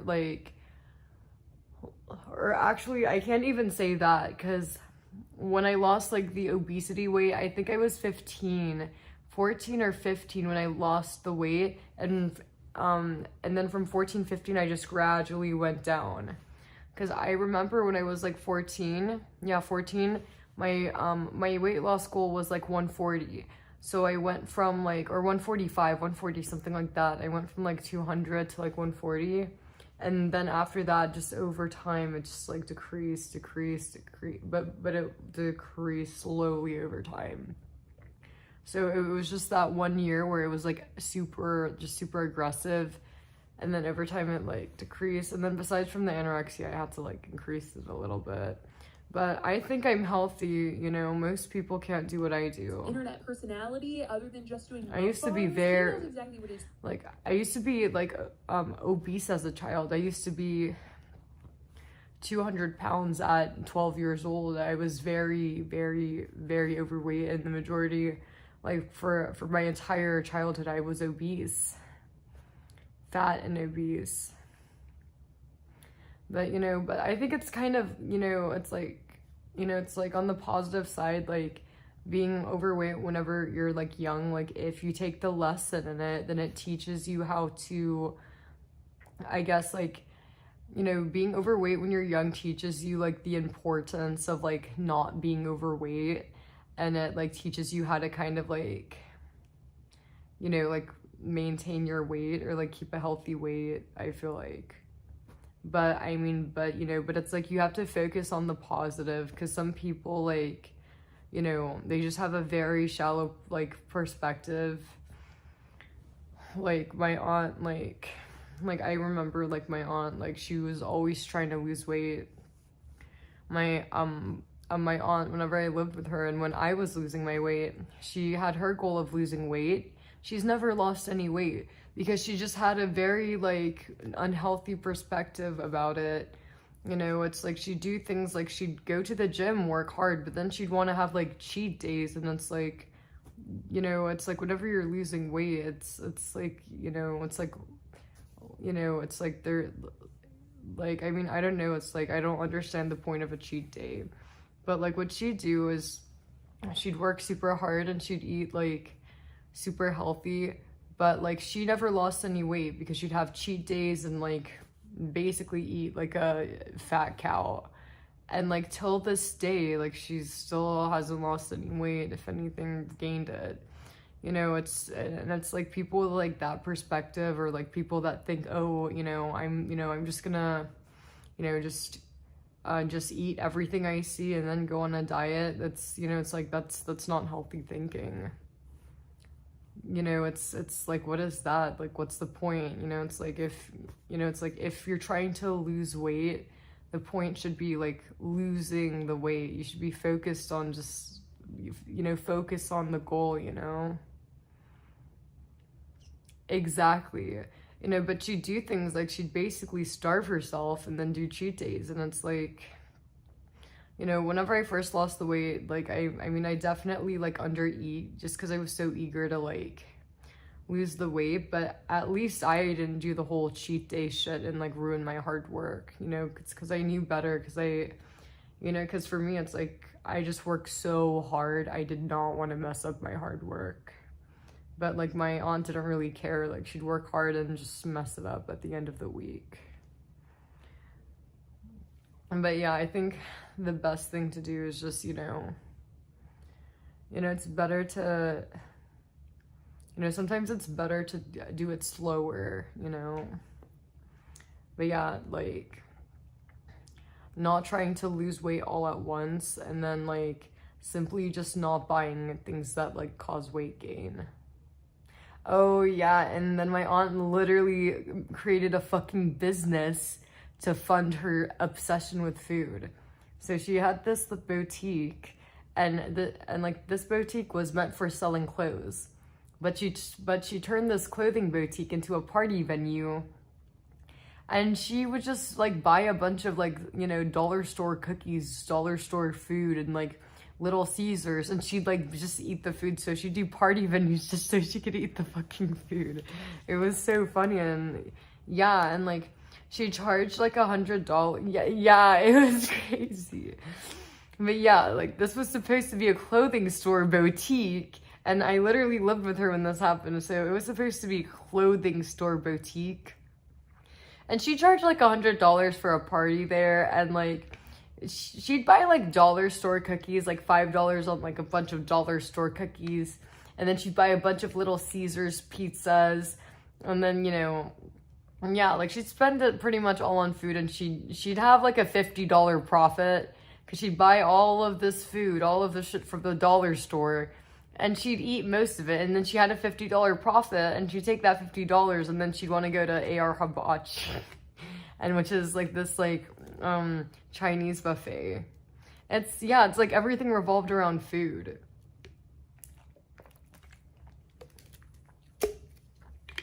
Who paid? Well, like, people in the area would pay the $100 so that they could have their, like, daughter's birthday at the clothing boutique, because it was cheap, you know.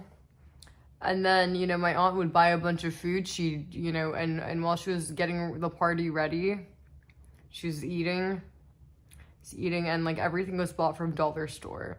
Plastic cups, plates, just eating while getting the party ready, and then she'd, like, put some of the food out. And then during the party, she'd be, like, eating and stuff like that. And then after the party, normally, like, the people wouldn't want the food. Like, usually the people didn't want to, like, take the food. Like, they, you know, they just left. Like, I mean, I don't know if that makes sense, but usually, like, they didn't, like, no one ever, like, took stuff with them. So, like, my aunt would just eat all of it. It was so funny. Make sure we're banning. Because this character that he's got going on, the humor that he's got in his videos. Yeah, like basically she did birthday parties in her clothing store boutique because that was her way of getting people to pay to buy her cakes and pizzas. Yeah, like that, you know, that is how she got her cakes and pizzas and like snacks paid for. Him very, very far, rather than the content that is like getting him called down and having people freaked out and people scared for his health. And obviously, you know, there are so many people that are just like, these videos are not good. They're not good. They're like really encouraging some really unhealthy things, and he shouldn't be allowed to post things like this. He shouldn't be, you know, sharing content like. And then she had this crazy obsession with food, and then she had this like girls club in her clothing store. And you want to know why she had this girls club? For the pizza. So she opened up this girls club at the clothing store, and it was like Lamb Girls Club or whatever. We wouldn't really do anything in this girls club. Like, basically, it was supposed to be, she pitched it like it was supposed to be like a Girl Scouts thing. But really what it was is she just turned on music, bought Pizza Hut, and it's just this clothing store with chairs, music, and Pizza Hut. And she'd just eat the pizza so she could, you know, oh, this is business expenses. Yeah. And then the entire day working at the store, so, like, no one ever really, like, bought the clothes, really, like it wasn't, like, you know, and so, like, she'd just be, like, sitting there at the register just eating. Yeah, it's crazy. This is not sending a good message. This restaurant isn't sending a good. Yeah, and it's like I still lost weight through all of that because like well, no, it's like okay, listen, just imagine a small clothing store. Is he like I'm gonna send you the page of this so you could see like.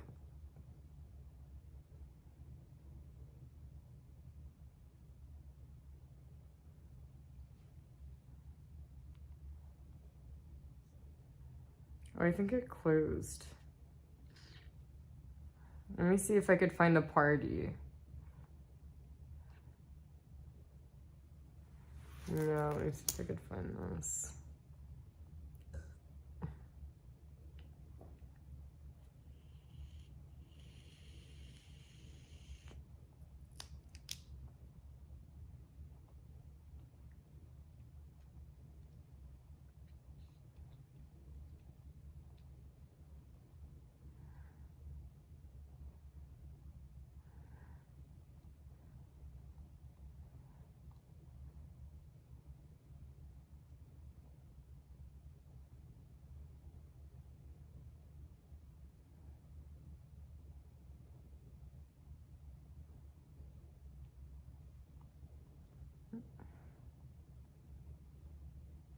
Yeah, everybody make sure that we're all defending me.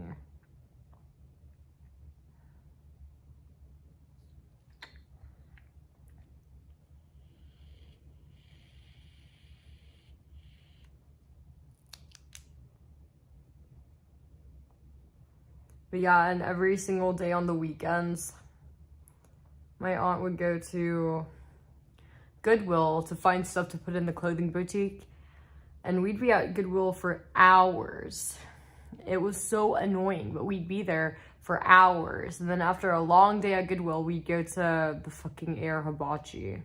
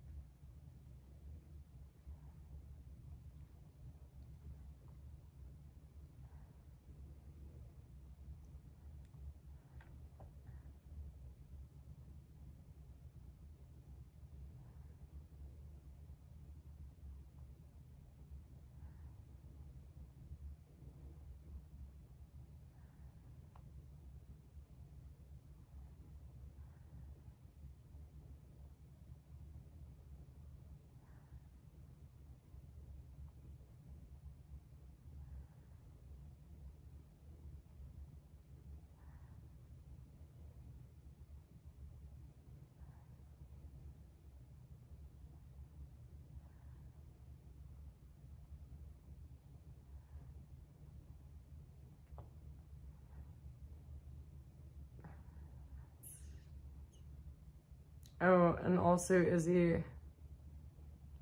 So one is my cousin, one is my aunt's boyfriend's daughter. Like, check your DM.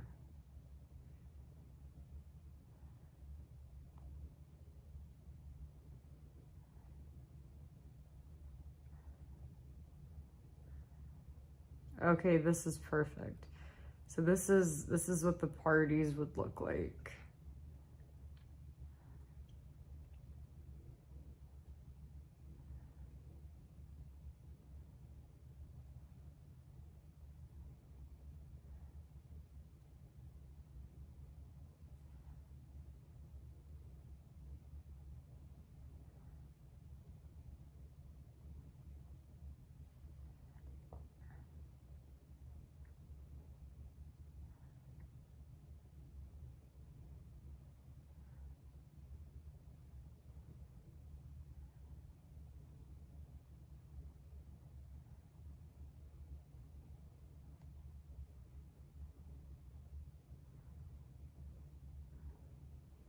Oh yeah, and then the thing I'm about to show you is what I made.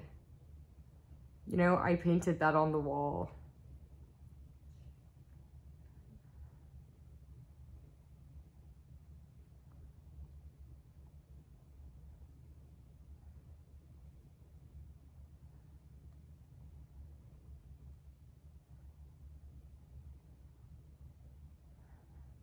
Like I'm trying to find like the full, like, I mean, it took me a lot of time, you know, it's, you know, like, it's not like I could just like slap it on, but that took me, you know, because I have to be like exact and slow. It's, you know, it's like I can do art, but it takes a lot of time for me.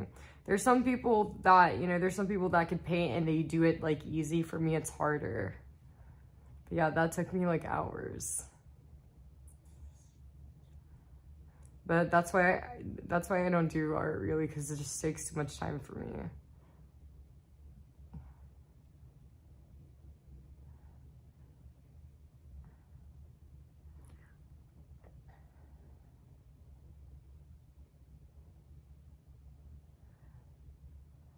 Like, I can't find that much.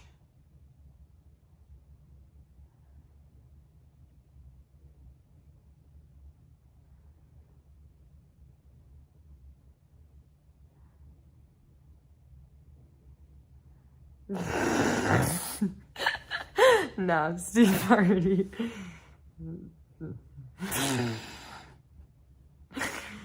Yeah, so it was so funny because like literally the entire day preparing for it, she just eats, I don't know, like, so all of the food was from like Dollar General.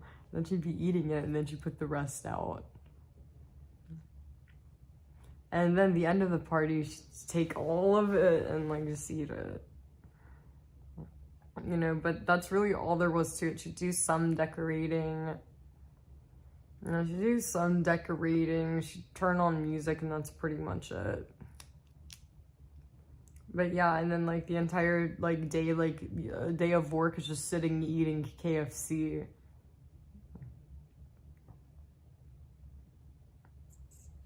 I don't know if I sent this already. I think I did. Yeah, it's so nasty.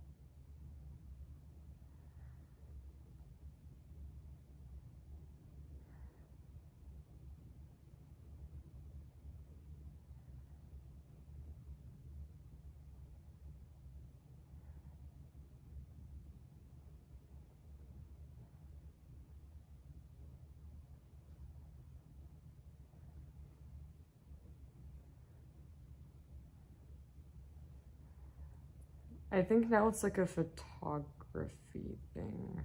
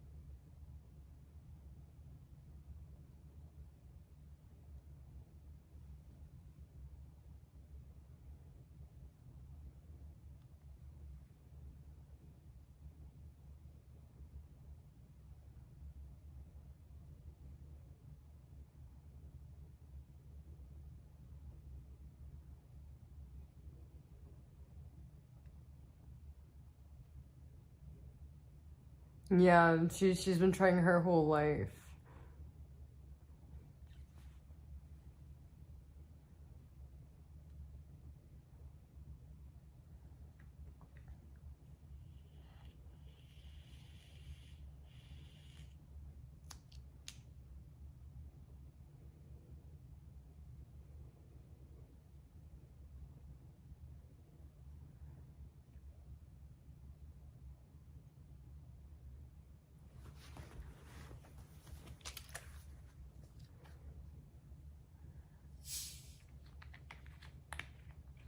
Wait, what are you guys talking about? What buckets? These are the things that people are saying about this video, and of course there are so many people who are like, you know, it's his life, he can do whatever he wants, like who cares, let him post whatever. But you know, this is just a big conversation that all his videos have obviously raised. This is just a very big conversation that mostly every single video in the recent months, all of these videos have raised the same conversation. And I think that, you know, out of everything that Nick's getting called out for, I do wonder that if when Nick goes on H3 and he is interviewed by Ethan, they'll discuss like his controversies and how people feel about his videos, because I really do think that he might actually be real in that interview. Nick does seem to be like a genuine person and not putting on a character when he is collabing with other people. So I definitely do think he's going to take it seriously, and I do hope that he discusses some of the dramas that he's gotten into, because there are so many people saying he's spreading a bad message with videos like this, and also spreading bad message with videos that he does with Orlin, where they're acting like they are in a very bad place in their marriage or their relationship, because they really do you want to tell see the model? They're married, if they're engaged, or they're just boyfriends, because every other video is different, and it just like is so all over the place. It's so messy, all of these channels and these videos that he has. It's hard to get Izzy, like my aunt would always be like, she's a model, she's gonna be a model. So basically, like she's like a Sophie. Talking. So I definitely want to know what you guys think about this. She's like an EBT Sophie. Let me know in the comments. Yeah, but my aunt would be like, she will be a model. Bye guys. She will be on America. She'd say all this delusional stuff, but she'd say that like my cousin's gonna be a #1 top model. Agencies are gonna be like killing to get their hands on her. Yeah, literally the only difference is like Sophie has money. But like, yeah, they're both wannabes.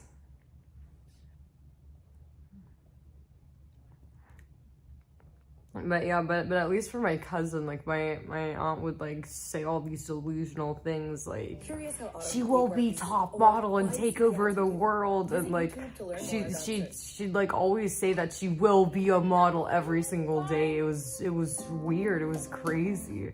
But that's the model.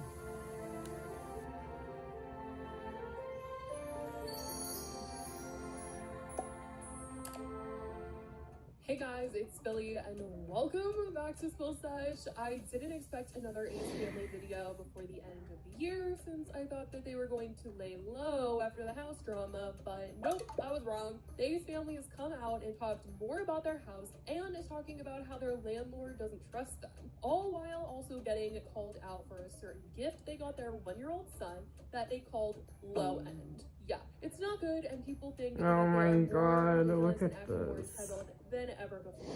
Let's get into it. So I'm going to start off with the Ace Family Christmas special. Every year they post one of these videos, and this year the video was pretty similar to the ones in the past, where they obviously get their kids a ton of gifts, and it's really sweet to see. And listen, I know it's super controversial when it comes to gifts for kids, whether they're getting spoiled or if you give them technology. I honestly don't have kids. Do you see that Photoshop? Oh, a phone is too much, or this and that. Like, I honestly don't care. If I had a kid, I would probably, don't come for me, but I would probably want them to have a phone. Maybe not an iPhone, but I definitely want them to have a phone so they could call me for emergencies. But I'm gonna let something like that be up to like each individual parent. You know, how you feel on that topic is how you feel about it. I'm really not here to debate that topic or what kind of gifts they got. We're really here to discuss how people feel about how they talked about the gifts that they got their kids. Because I know that people can get very hot about these topics and get very passionate about how they feel when it comes to kids and parenting and all that stuff. There's a lot of shaming out there that happens, okay? But I'm really not trying to get into that whole conversation today. But the reason I'm bringing this up is because of how Austin presented it. He said that their 1-year-old son has been obsessed with laptops. Like, he is like always on Austin and Catherine's computer. He wants to like play with it. He wants to touch all the buttons and all that stuff. So they decided to get him a laptop for Christmas. It's not like one of those toy leapfrog little educational toys. It's not a little, you know, it's not a toy. It's literally a real HP computer that they got him. And when talking about why they decided to get him this, Austin proceeded to say that this HP laptop they got him is a low-end model. It's a low-end computer. Computer? Your very own computer?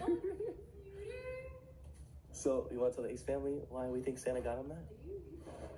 So, Steelboy uses all of our computers, and whenever I'm editing, he goes in there and tries to edit with me. And so, Santa decided to get him his own. Right, Steelboy? Yeah?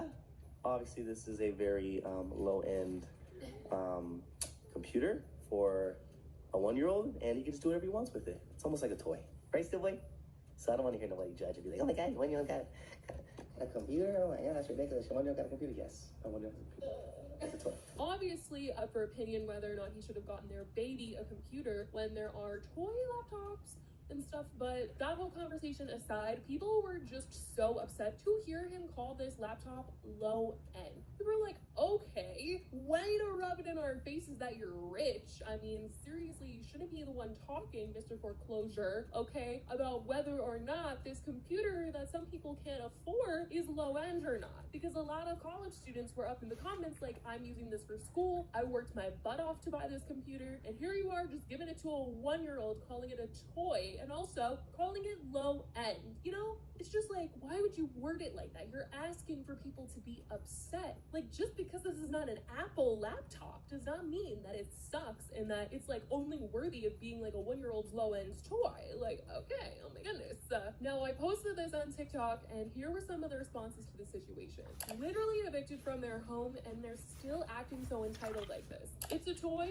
Where? That is literally the laptop I use for college right now. He does know they make laptop toys for kids that also educate them at the same time. Me having an HP laptop, a toy. Imagine being so rich you gift a laptop as a toy to a 1-year-old, then call it low end. When a lot of college students have this as a lifeline. People were just so over Austin for this one. I mean, they seemed pretty aware that they were going to be getting backlash for some of these gifts and gave explanations for each one, so they seemed pretty— A lot of you guys are wondering why our 5-year-old and 3-year-old have a cell phone. Well, ladies and gentlemen, they have a phone because we allow them to have a phone.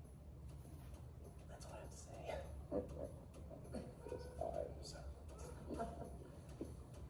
Someone heard somebody in the comments talking about, oh my God, your kids have a phone, that's ridiculous. I don't care. Guess what? When I was 5, when I was 3, I didn't have a phone, so I want to give them things I never had. There was also no phones back then.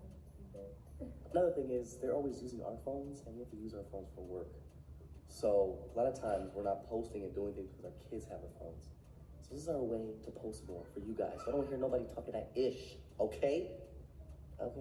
And like I said, I'm really not here to debate whether kids should have iPhones or technology. I think it's all pretty personal, but yeah, don't call it low end. At least he didn't call the iPhone low end, you know? I mean, this is just a mess. I just don't think that these types of things should be talked about in this way. I think it's just so ridiculous. And for them to be so aware that they were going to be getting hate for getting these gifts for their kids, you would think that they would be more careful to be like, we're so grateful that we're able to get these gifts for our kids, or we want to make sure our kids really appreciate this or anything like that. But no, just call it low end and how your kid is gonna like break the buttons for fun of a computer that somebody really could be dreaming about right now. But anyways, let's get into this other topic involving the Ace family that is getting talked about this week, and that was that they seem to have done an interview with Daily Mail where they discussed what went down with their house and made it seem like the media has affected their reputation so much that it caused their landlord to question their ability to pay rent. Because of course, it is only the media that is making up all this stuff about the Ace family. It's not like they brought upon all this stuff upon themselves, you know, because the Ace family can never do anything wrong. Like, they're just like so amazing and like they're so great and like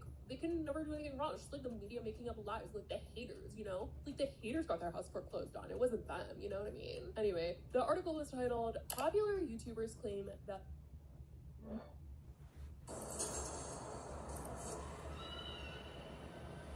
Wait, what happened here?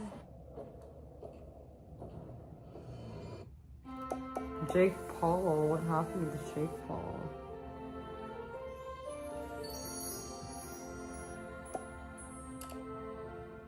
Hey guys, it's Billy and welcome back to Soul Sesh. Today we are talking about someone that we hardly ever talk about, and that is Logan Paul. I cannot even remember a time where I did a really big dedicated video to Logan, but here we are because I have a lot to say about this situation, okay? A lot to say.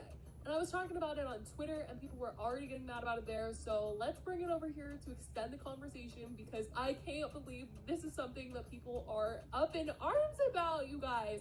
Not saying I'm the biggest Logan Paul fan in the world. As we all know, Logan isn't the most favored person online, but I think out of all the things, this being the reason why Logan is getting called out right now, or this being a reason why anybody would be getting called out right now, is so insane to me. So I just need to vent about it. We need to chat about it. Let me know how you guys feel in the comments about it. Let's get into what happened. So Logan is getting called out, you guys, process it with me, for making art.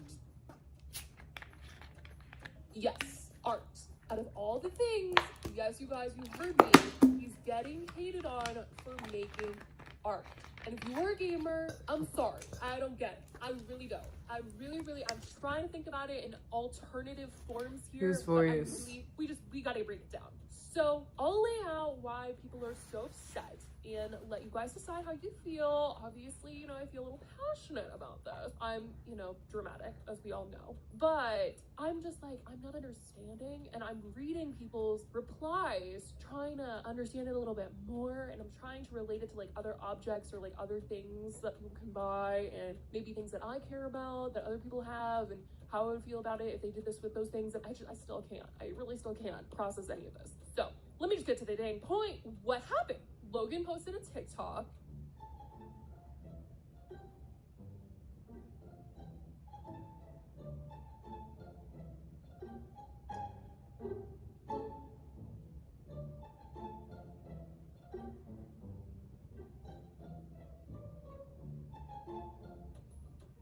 And he also tweeted out this TikTok. And he said, "First epoxy resin project, Game Boy colors and a metal Pokemon frame made for a nice little tabletop." And it was this TikTok where he literally made an art project out of his Game Boys. Like, he took these old Game Boys and he made this really cool piece of art. Like, to me, I thought it was pretty cool. And he even replied with another video saying the table also lights up and changes colors. After this, you guys, a major debate was started online about whether these Game Boys are rare, if they were functional, if they could have been repaired, and people are just absolutely losing their minds over the fact that he would do something like this to a Game Boy. Here are some of the comments that have been left under his video on Twitter, on TikTok. These comments are everywhere, you guys. A kid could have enjoyed his first game without a phone. A guy could have bought and played on it because of nostalgia. Someone could have been happy, and you put their happiness in an epoxy resin This is and so wasted. funny. Shame.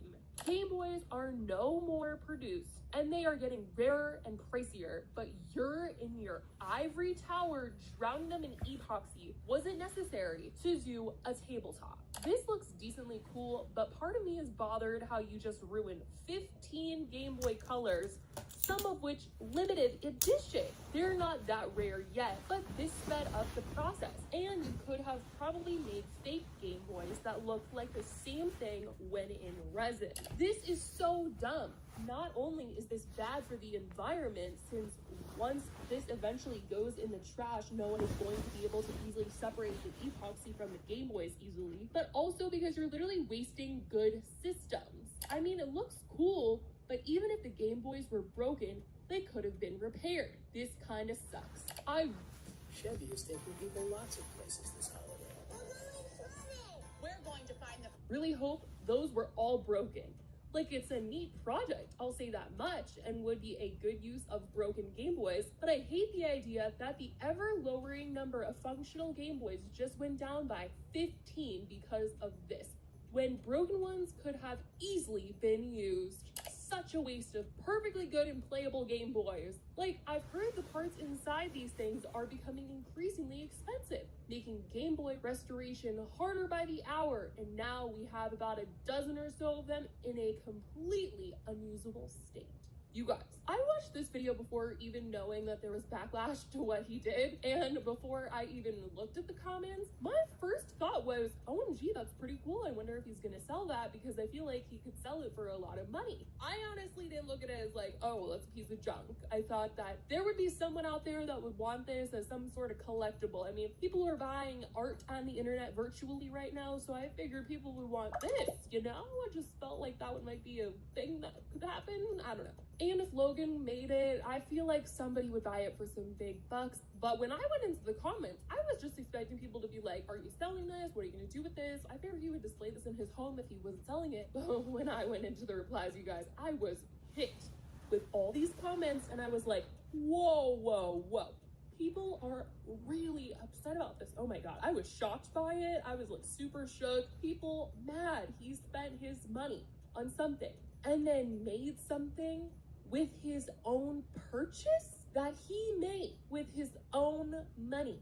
The people in the comments aren't even mad that they themselves weren't able to purchase these specific 15. Like, they're just mad about the way that he used it after he bought it. Like, there wasn't a single comment that was like, dang, I was trying to bid on that and I actually wanted to play on that, and you out here aren't even using it. I mean, I guess I could agree with that. I could totally agree with that. Like, if you were in an auction and Logan Paul bought it and you lost and you really wanted to play on it and he just wanted to make art out of it, I get the frustration. But you weren't even trying to buy this one. You weren't even in there. You're just mad that the possibility isn't there anymore for you to possibly maybe one day in the future, or your friends or any gamer can't buy this now, or they can't play with it anymore because Logan Paul made art with it. I could understand if it was like a personal situation, but there's so many people mad.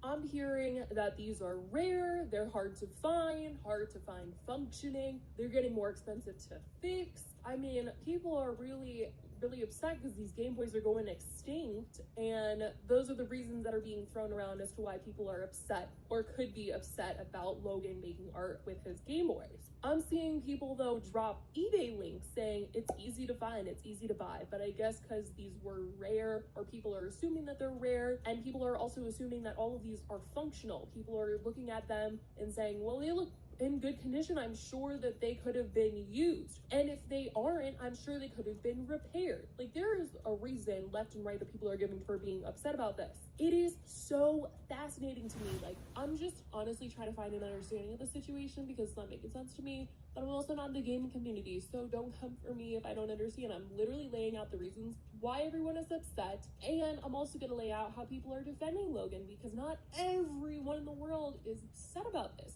There are quite a bit of people that are defending him. On Twitter, people said, this thread is a perfect example of whatever you do in life, there will always be people that hate you for it, so just do it. What is this comment section? Seriously, some people have nothing better to do than complain. FML, this world gets worse by the day. Don't understand what people's problems are. He bought the Game Boy Colors, he's allowed to do what he wants with them. There aren't just 15 Game Boy Colors in the world. Man, to be honest, I think this is a pretty cool concept. If I had the ability to own a table that captures video game nostalgia, yeah, I'd show it off, display it. I'm a video game nerd, and if I paid for 15 Game Boys, it's my decision on what I do with them. This is art. As a retro gamer, the anger from others is just sad. If you want one so badly, buy one or stop whining, because even if you can't find one of the most bought handhelds of all time in some thrift shop somewhere cheap, it's still not that hard to nab one at retail. It's a cool looking tabletop. It may be a waste to you guys, but let's be honest, you didn't buy them. Use your own money to buy what you want and use it how you want to. Stop trying to dictate what others decide to do with the money you don't have. If I was that rich, then I would. You guys do realize he can do whatever he wants with those consoles, right? Oh no, he put the only 15 Game Boy Colors in the entire world into a table. If this is something that upsets you in this world, you gotta get your priorities in line. So those are the two sides that are coming out and talking about the situation, the people that are anti-Logan doing all of this, and the people that are like, do whatever you want, he bought it, it's his money, he could do whatever he wants. Let me know how you guys feel about this in the comments down below. I love you guys so much, and let me know if you guys have a Game Boy. I feel like I have one. Let me not make art with it though. But anyways, I love you guys. I will talk to you in the next video. Bye guys.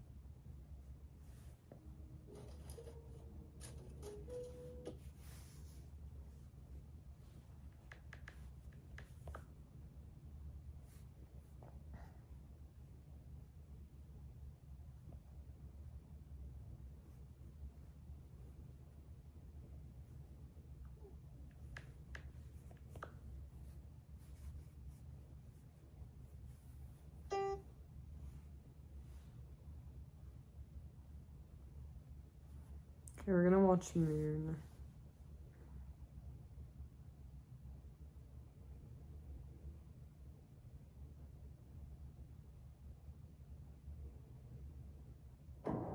Whether you like it or not, we've always needed 4chan. We just didn't realize it. In 2003, a 15-year-old boy created a site called 4chan, where outcasts, weeboos, and autists would all drool over anime. Every day, this site would slowly expand, with more and more outcasts coming together for more and more discussions. However, soon enough, these discussions radiated across the internet. 4chan became the breeding ground for a new wave of internet culture, memes, and ideas. Because of this, the voiceless outcasts were now at the center stage of the internet, and with their newfound voice, they could get back at those who'd shunned them to the shadows, the media, celebrities, conglomerates, and governments, until finally they got their revenge.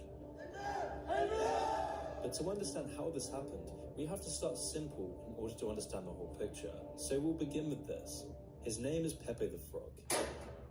Pepe the Frog first appeared in a 2005 comic called The Boy's Life. The comic depicts Pepe and his anthropomorphized animal friends behaving like a normal college bro. In one of these comics, Pepe responds to a question about him going to the bathroom, to which he responds, "Feels good, man." A reference that would later become synonymous with 4chan. Because Pepe resembled the average 4chan user, soon enough, Pepe and his catchphrase took on a new life of their own. And by the year 2009, Pepe the Frog gained a place on Know Your Meme. With Pepe's growing omnipresence, alternate iterations of Pepe began to pop up. There was the sad Pepe, the smug Pepe, and the angry Pepes, which further catalyzed Pepe's fame, allowing the frog to spread across Reddit, Facebook, Tumblr, and eventually all social media. You see, through 4chan's binding spirits of repression, revenge, and free expression, Pepe was starting to represent more than just a meme. Pepe was instead becoming the flag for freedom of speech, radicals, conspiracy theorists, and average internet users. But to understand how Pepe went from being just an innocent meme to suddenly becoming a global expression of free speech, we first need to really understand what 4chan is in the first place. With no money, no wealth, no initial investments, 4chan was never really a business. In fact, even after running the site for 6 years, Paul was losing money with $20,000 in debt. Because 4chan was never about the money. Instead, 4chan was just a means of 15-year-old Christopher Paul connecting with fellow weebs. So I was into anime when I was 15, for a summer. Also that 4chan could unite students like himself to discuss Japanese culture and anime. Because in this time, the people into Japanese culture were mostly isolated outcasts who couldn't express their passion to anyone. They were anxious outsiders with a lot to say, but no one to say it to. So 4chan provided the perfect outlet for outcasts across the world. And not just weebs. 4chan quickly expanded its discussions to all sorts of subjects. Video games, music, literature, fitness, politics, and sports. Drawing outcasts from everywhere to this one anonymous site. Where all the people who were seen as geeky and nerdy for using the internet in 2003 would all join in for discussions. This was a time before social media, iPhones, and dopamine-sucking videos. In fact, the concept of all these outsiders congregating on 4chan was revolutionary. So unsurprisingly, 4chan became the birthplace of internet culture. Wait, I thought Tommy quit. Many of these early memes on 4chan would later come to define the internet. The first of these was the 2005 lolcat, a simple meme that combined the image of a cat with some text. It's pretty bland now, but back in the early days of the internet, this was never seen before. It was a defining moment for 4chan. And soon enough, 4chan's memes would evolve into trolling. It was around March 2007 when GTA 4's trailer first released. The overwhelming popularity for the game caused Rockstar's game to crash. So a helpful 4chan user posted a YouTube link that supposedly led to the GTA trailer, but of course, this wasn't actually a link to the trailer, it was a link to Rick Astley. The Rickroll was born, and this was only the beginning. On July 2007, a niche song by Tay Zonday was posted to 4chan. The song was called Chocolate Rain. Chocolate Rain. Being a strange, niche, and terrible song, 4chan users collectively swarmed to increase its YouTube ranking for the memes. And as you probably already know by now, Chocolate Rain would take over the internet and seep into mainstream culture. This was one of the first examples of how 4chan users can make their memes meta. Nothing takes priority over Chocolate Rain. The voiceless outcast could now make a meme not only spread through the internet, but also through the real world. Like when 4chan trolled Mountain Dew. Back in the day, Mountain Dew developed a marketing campaign where customers could vote on what to call the next Mountain Dew. Now, no normal person in society with friends, community, or stable mental health would even give this a second thought, but 4chan users were different. They were the underclass of outcasts who'd been estranged by society. So 4chan banded together to troll Mountain Dew, voting in the thousands and winning the vote to name Mountain Dew's drink this. And then there were the other more extreme forms of trolling. The trolling that didn't just stop at playing harmless trolls on businesses. The trolling that would take 4chan's voice to the next level. This sort of trolling began when a bunch of anonymous 4chan hackers formed the group known as Anonymous. Back in the early days of 4chan, these hackers were realizing the power of 4chan. These were hackers who didn't care about making money, they cared about trolling. So 4chan Anons would begin to take their anger out of the world that had made them feel like outcasts. The first incident of this mass trolling came in 2006 when a bunch of 4chan users invaded the Habbo Hotel site, where they blocked the site stating it was closed due to, quote, fail and AIDS. This trolling gave 4chan users the real-life spotlight they craved, with mainstream media calling these anonymous 4chan hackers as hackers on steroids, and calling 4chan a, quote, internet hate machine. They call themselves Anonymous. They are hackers on steroids, treating the web like a real-life video game, sacking websites, invading MySpace accounts, disrupting innocent people's lives. And if you fight back, watch out. But this would only further grow 4chan's appetite for trolling. And in 2008, this trolling would be taken to the next level. So in 2008, their main target would be the freedom-stifling, power-hungry, money-grabbing organization known as the Church of Scientology. Because all these 4chan users held the same convictions, supporting freedom of speech and being anti-establishment at all costs. So after the Church of Scientology's repeated copyright takedowns and censoring of content they didn't like, 4chan users trolled the church by DDoSing their website, sending back faxes designed to waste their ink cartridges, and rickrolling the church. 4chan Anons would actually start to publish YouTube videos in a robotic anonymous voice telling the church, for the good of your followers, for the good of mankind, and for the laughs, we shall expel you from the internet. And as you'd expect, these videos went viral. This was unprecedented. People around the world actually started joining in with these 4chan Anons, wearing the same Guy Fawkes masks and engaging in real-life protests to represent their battle against the establishment. It was becoming clear that no one could escape the wrath of 4chan, where the lonely, anxious outcasts were now connected en masse, taking back revenge on all of those looking down on them from above. And in particular, this formation of Anonymous began to symbolize resistance against everyone looking down on the little people. which is why these 4chan hackers would troll major banks. They would take down opponents of WikiLeaks. They would even provide a helping hand in the Arab Spring riots. And in 2012, these 4chan hackers hacked 485 Chinese government sites in protest of the government's tyrannical treatment of their citizens, in which they would urge the world to fight for justice, fight for freedom, and fight for democracy, all of which were the key pillars that came to define 4chan. Once a site for Weeb Outcast was now a site expanding the frontiers of the internet, setting the precedent for memes, trolling, and real-world accountability. These outcasts were on the front stage doing their bid to break the world from the chains of tyrannical governments and predatory money-stealing organizations from the voiceless masses. And it was this very sentiment that would bring about one of the weirdest moments in modern history. But you may be wondering, why would anyone care enough to put all of this effort into trolling? All the time, effort, and risk, especially when there's no money involved. Why would 4chan users do this? Well, this question's a lot more complex than it first seems. It's the question banks, corporations, and governments have been trying to figure out for years. Because the answer to this question is the key to understanding anonymous, We are anonymous. political extremism, and the destabilization of Western society. This is a question that goes way beyond 4chan. However, the basic answer to this question might just be that 4chan users have no means of expressing their shadow self. 4chan's a means for millions to express their raw, innate thoughts without a filter. It's a place where you can release your anger at a world that you see crushing your psyche. It's a place to take off the mask of your plastic, friendly, anxious veneer and release your repressed shadow side. And so it all comes back to Pepe the Frog. By this point, Pepe the Frog was the established mascot of 4chan's political discussion board known as POL. The discussion board POL is a gathering spot for millennial and Zoomer outcasts, the lonely and despondent, the socially incompetent generational dropouts and radicals. You'll find all shades of disaffected people here, each one bonded by disdain of the elites who had shunned them away, that made them feel worthless, moneyless, and voiceless. So to 4chan users, Pepe represented the gestalt of this connecting resentment. Pepe was the perfect troll to represent the 4chan user. Pepe gave 4chan a face, something to represent this underlying resentment felt by 4chan users. Because coinciding with 4chan's growth was the rise of our current economic stagnation, the massive inequalities in money and wealth, and the decaying sense of community in our globalized world. So Pepe the Frog represented this rejection of corporatized linear values. It represented the breaking of the confines of convention and conformity. So you get all these people scattered around the world on this anonymous discussion board that is time-capped with a lot to say about the world around them. This was unironically a very powerful force, an organized goal-seeking minority against the indifferent, apathetic.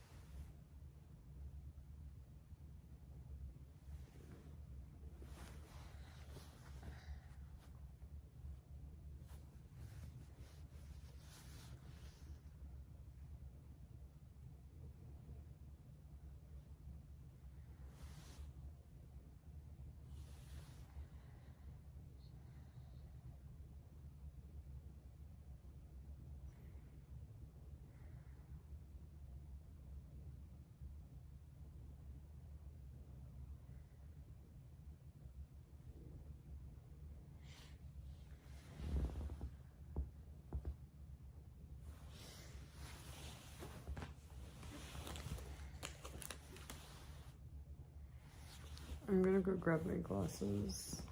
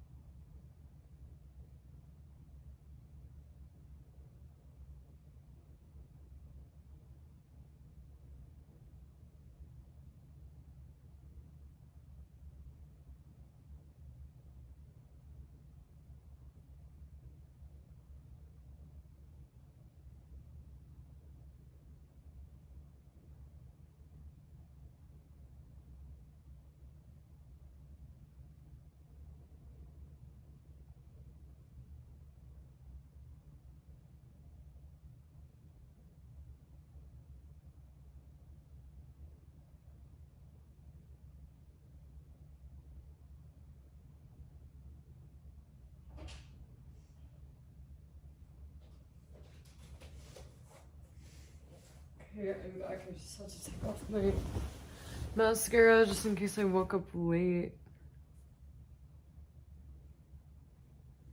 What are you guys talking about? They had a flag, a mascot, and a community, but there was one part that was missing in all of this. They needed a real... And I'm just trying to learn, you know, why are you broke, pathetic pieces of trash so pathetic, you know? What causes you no-life losers to be so miserable? So miserable, jealous, broke, and disgusting.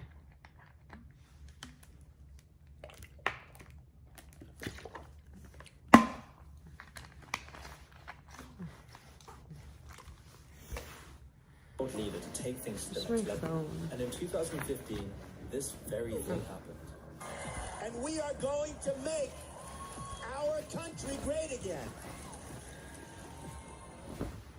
Ever wondered about search? Like how autocomplete works, or why you see the ads you do, or want to know how we protect against spam, or how real people make search better? Visit YouTube to learn more about how search works. Peter Parker is a criminal. That's why he's hiding. It's time to clear my name.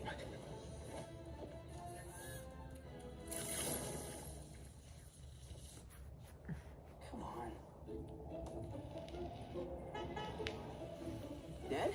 How'd you find me? My Ned sense, but also. What are we gonna do for 300 miles? I spy something red. Me? Nah, darn. 300-mile range on a single charge.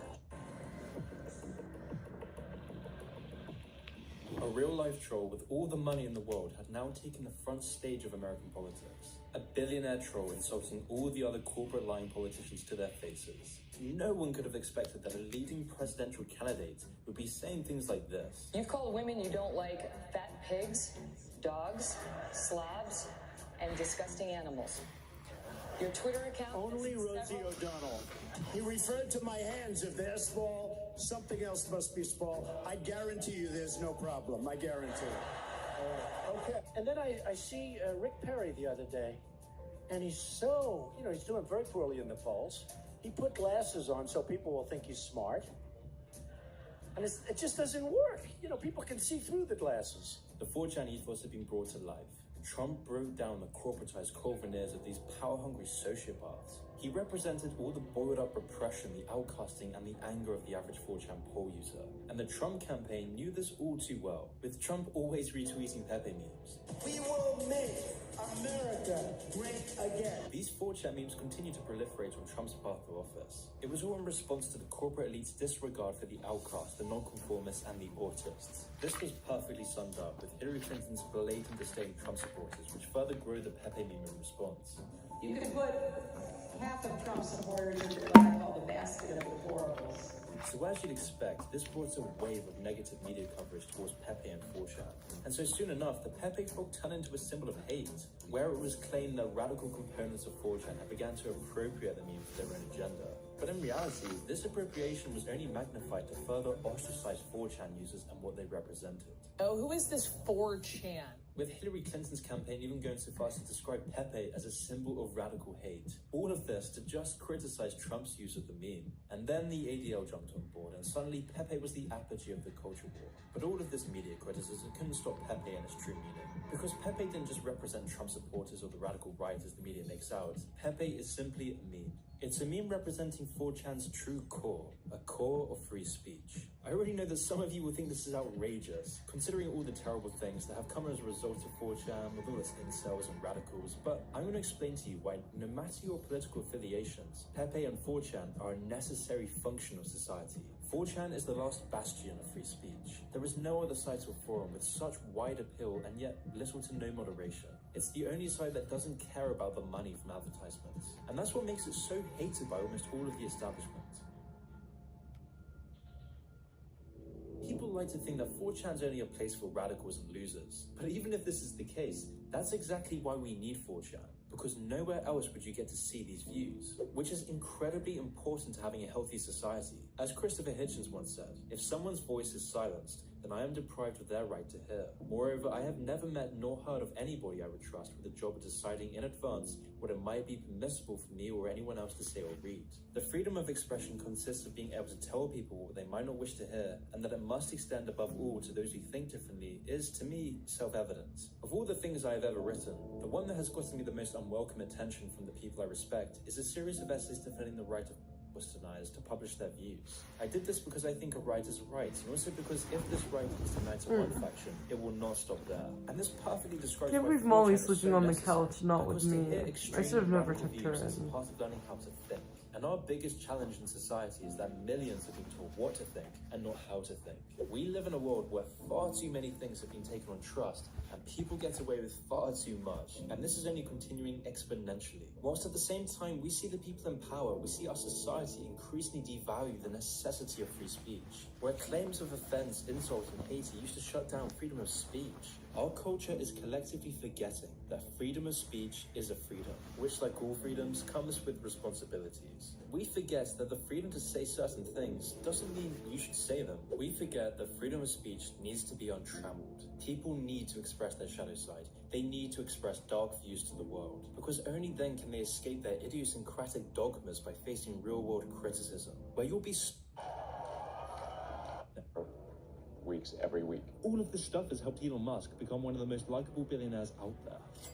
But you see, that's the trick. He sold the public on his backstory and personality to get you hooked onto his products. He has become a walking advert for all of his businesses without having to pay a single penny in advertising. Instead, his advert is the story of a man going from nothing to conquering the world. So then the real question is, was any of his story actually true? Who is the real Elon Musk? Well, after hours of extensive research, I bring you the untold truth behind a man who built his life on lies.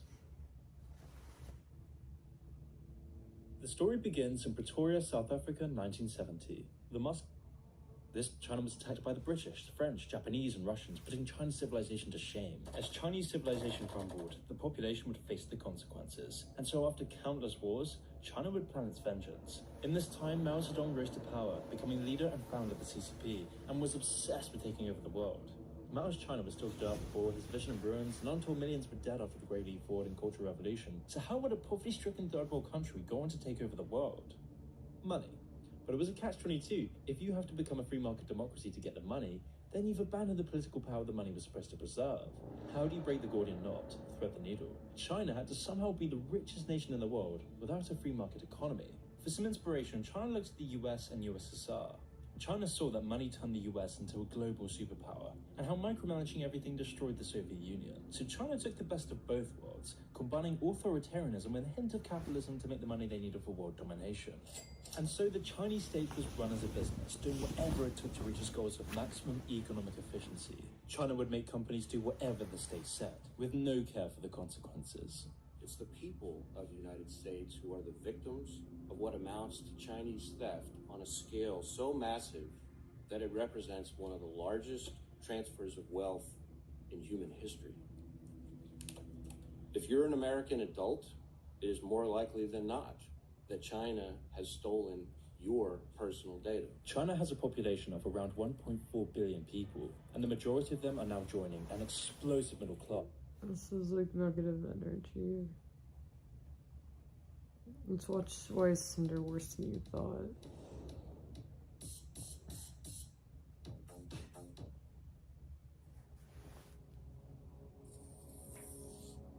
Let this icon represent 100,000 Tinder users. This is what 1 million Tinder users looks like. This is what all the girls on Tinder looks like. And this is what all the guys on Tinder looks like.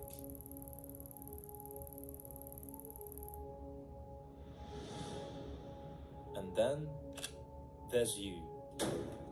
How did they do it, you ask yourself? Seeing all those couples, all those Instagram pics, all those love stories, it baffles you. It makes you angry. They got lucky. It's a rigged game. They were born with good genetics. They're not happy. I don't want a relationship anyway. I just don't have the time. I'm an introvert. I'm unlucky. Love? Hi. Getting married? That all seems like a distant dream. So as a last resort, you download Tinder because it's better this than nothing. You tell yourself, maybe this will be fun. Maybe you'll finally feel something. Maybe you'll find the one.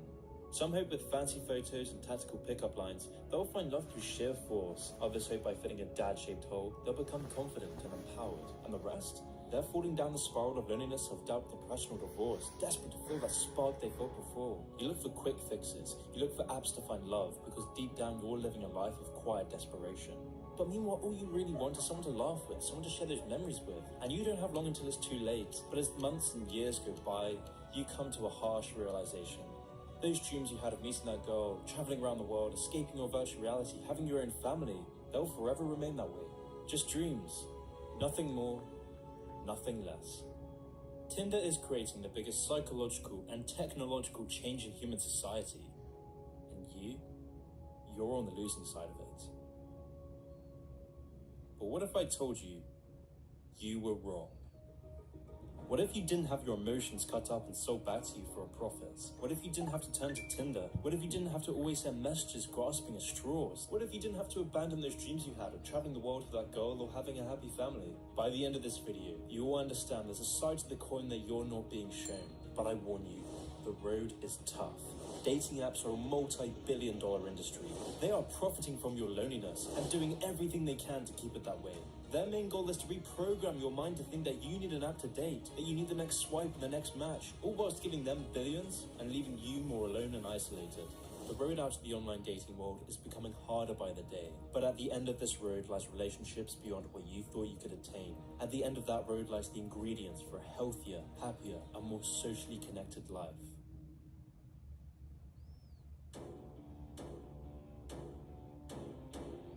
"52% of 18 to 24-year-olds and 13 million 30 to 44-year-olds are on Tinder.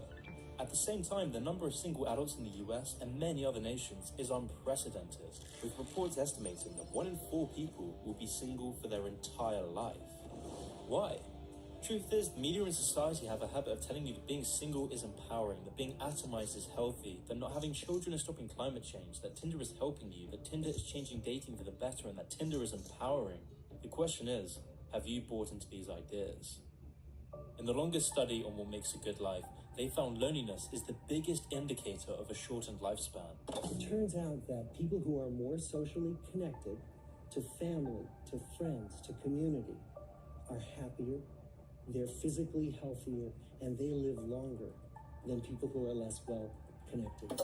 All religions since the dawn of man have known this. Taoism, Hinduism, Buddhism, Judaism, Islam, Christianity, paganism. But instead, our society will tell you that long-term relationships and meaningful lives can be found on apps like Tinder. Society tells you being alone is a virtue, to abandon monogamous relationships for the toxic hellscape of online dating. And that's when you might take the bait and trust these new ideas in your head. Maybe you should get Tinder, maybe it's worth it. Everyone else is doing it, maybe that's the only way. And that is when you become blind to the traps that lie in wait.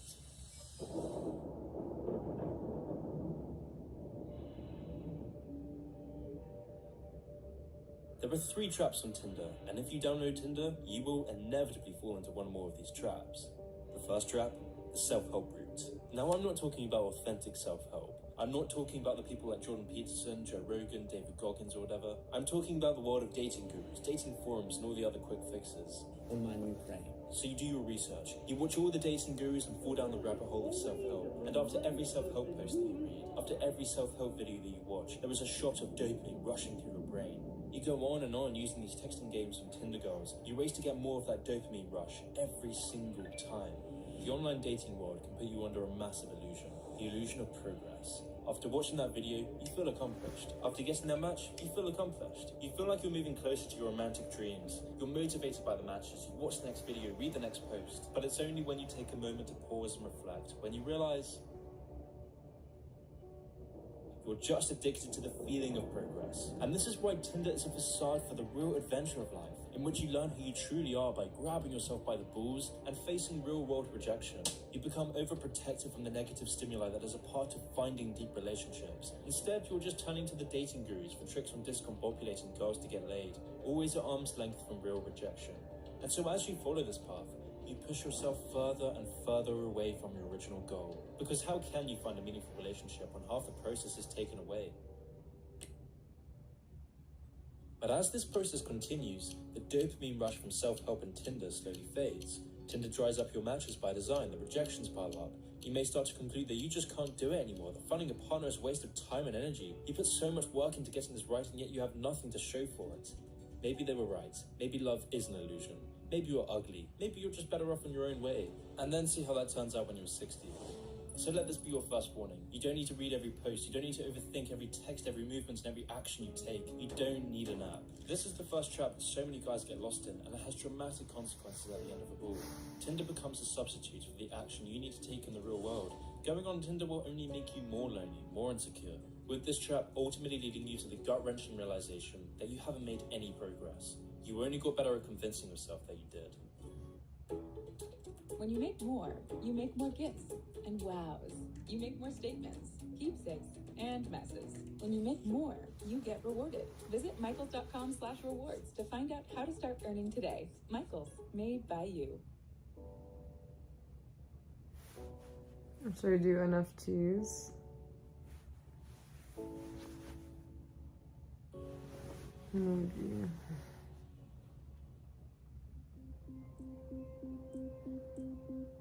The second and most dangerous trap, the hedonist trap.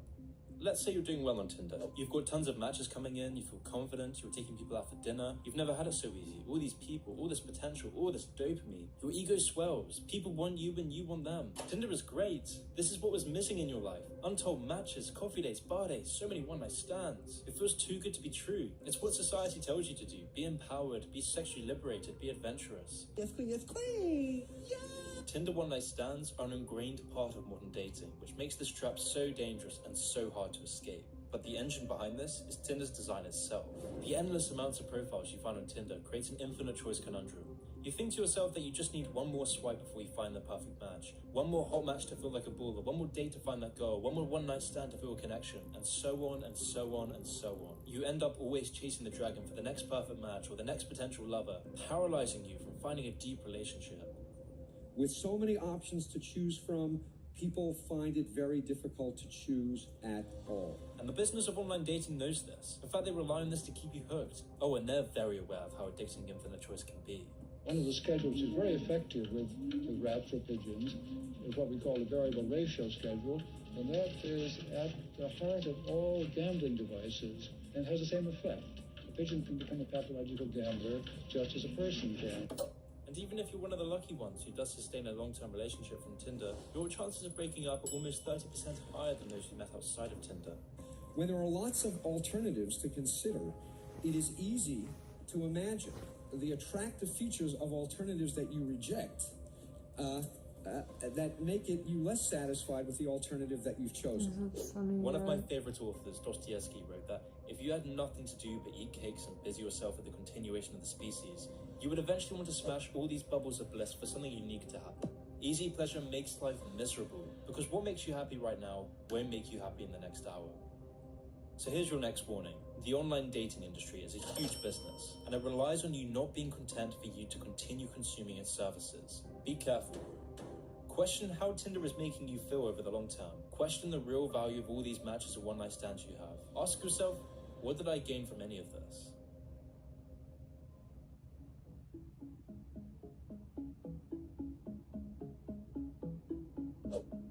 The final trap, the self-doubt trap. This is the trap lying in wait for the vast majority of people on Tinder. The people who don't get matches like their friend. The people who struggle to keep a superficial conversation going through text. The 80% of men who are made to feel against the odds. The ones who are made to feel that they will never have a chance of finding a normal girl. Male users of the popular dating app Tinder appear to have lower levels of self-esteem, and all users appear to have more negative perception of body image than people who don't use the app at all. Men who were actively involved with Tinder reported significantly lower levels of self-esteem than female users. And yet, this trap doesn't just apply to men. Far from it. This trap may even be worse for all the women who can't find a guy that wants more than a pump and dump. The women who are made to feel that to find a partner, they have to be promiscuous. They have to have a one-night stand on a first date for them to retain any of their value. They have to pause. It doesn't matter which trap you fall in. All of them are taking you to the same place. Each of these traps rely on your addiction to this depressing drug dispenser, this drug that inhibits you from the rewards of real connection. But what if Tinder's success is only symptomatic of a much larger endemic problem of society? Tinder usage is increasing in the millions every single year, and at the same time, more than 1 in 5 Americans will report that they're lonely. Which poses the question, how do you escape these traps? How do you get these deep social connections? Well, the possibilities are practically endless. It might start off as something as simple as replacing screen time with people time. It can mean going to an event, going to a hiking group, a running group, a gaming group, a meditation group, going to meetup.com and finding people similar to you. It can mean just taking that call to adventure. It involves transformation. It means grappling with your fears of being rejected. It means grappling with your social anxiety. It means grappling with your laziness and excuses. The people in our 75-year study who were the happiest in retirement were the people who had actively worked to replace workmates with new playmates. You see, loneliness isn't just about being alone and struggling to find a partner or get a hot match. It's not the number of friends you have, and it's not whether or not you're in a committed relationship, but it's the quality of your close relationships that matters. In life, you need someone to communicate with. You need someone to tie yourself with so your lives make a rope. You need someone to communicate with when times are good and to share your triumphs. You need someone to share your catastrophes. You need a framework that's stable, and it's strenuous and hard. You will face heartbreaks. You will face anger, annoyance. Tesla's an exit scam. I don't. So then, what was all this for anyway? How's it an exit scam?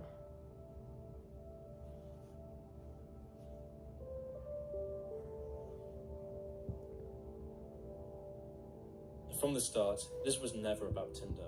Escaping your virtual reality, meeting that girl. Hi. Hi. Traveling around the world. Having a family. It was the real life experiences you were looking for. It was a feeling, a sensation, the ability to look back on your life without ever having to cast a thought towards, why didn't I live life to its fullest? Have I wasted my life? How did I become so lonely and depressed? Would I ever get to see my kids smile? The most important lesson from this video was never about Tinder. It was about the one thing you will never regret having, the most valuable thing in your life, relationships. Has Tinder ever helped your life? Is your life settled on swiping, texting, briefly meeting, waking up the next day and repeating the same cycle for years? How many experiences, how many chances to grow do you let slip through because of this pattern?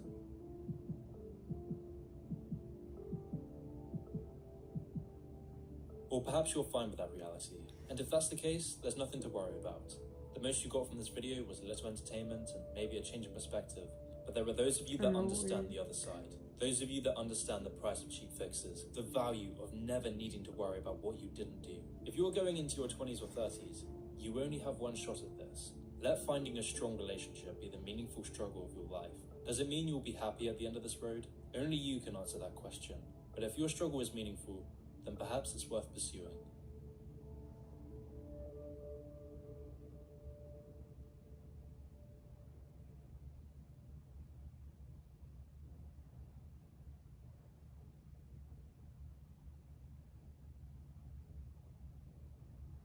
Scientists have discovered some people have a secret bathroom habit that keeps them effortlessly thin, even without diet or exercise. This bathroom habit has nothing to do with diuretics or laxatives or colon cleanse. It doesn't have anything to do with coffee or fiber or foods that make you go to the bathroom. Fun fact, the answer is found deep in your digestive system, in an organ that scientists previously thought was useless.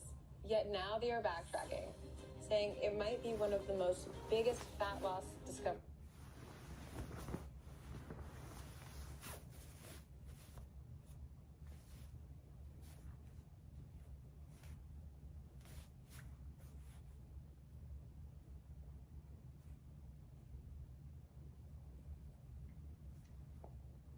Facebook's new metaverse is relentlessly horrific. On October 28, 2021, Facebook released a video revealing their new name, Meta. In the video, Mark Zuckerberg describes Facebook's new augmented reality, a reality where you can be whatever you want to be, where you can be seen how you want to be seen, where you can escape the clutches of your atomized, transient, lonely life. Where you're in the experience, not just looking at it. And we call this the metaverse. The video was cringy and dystopian. People memed it, so it was a joke, and then we all moved on. Little did we know, we were already in the beta version of Metaverse. In 2021, it was calculated that the average American spends 5 to 6 hours a day on their phone, and another 4 hours on their computer. That means if you sleep 8 hours a day, you spend almost double the amount of your waking hours in the virtual world than you do in the real world. But what about the other 6 hours of your waking day? The hours we somehow manage to spend in the real world, well, that's time that could be spent in the virtual world. That is wasted time that doesn't make Facebook money. It's a completely untapped market, which is why Facebook decided they would take things to the next level, putting all their money, all their employees, and even changing their name to take our addictions to new heights. This really shouldn't be shrugged off.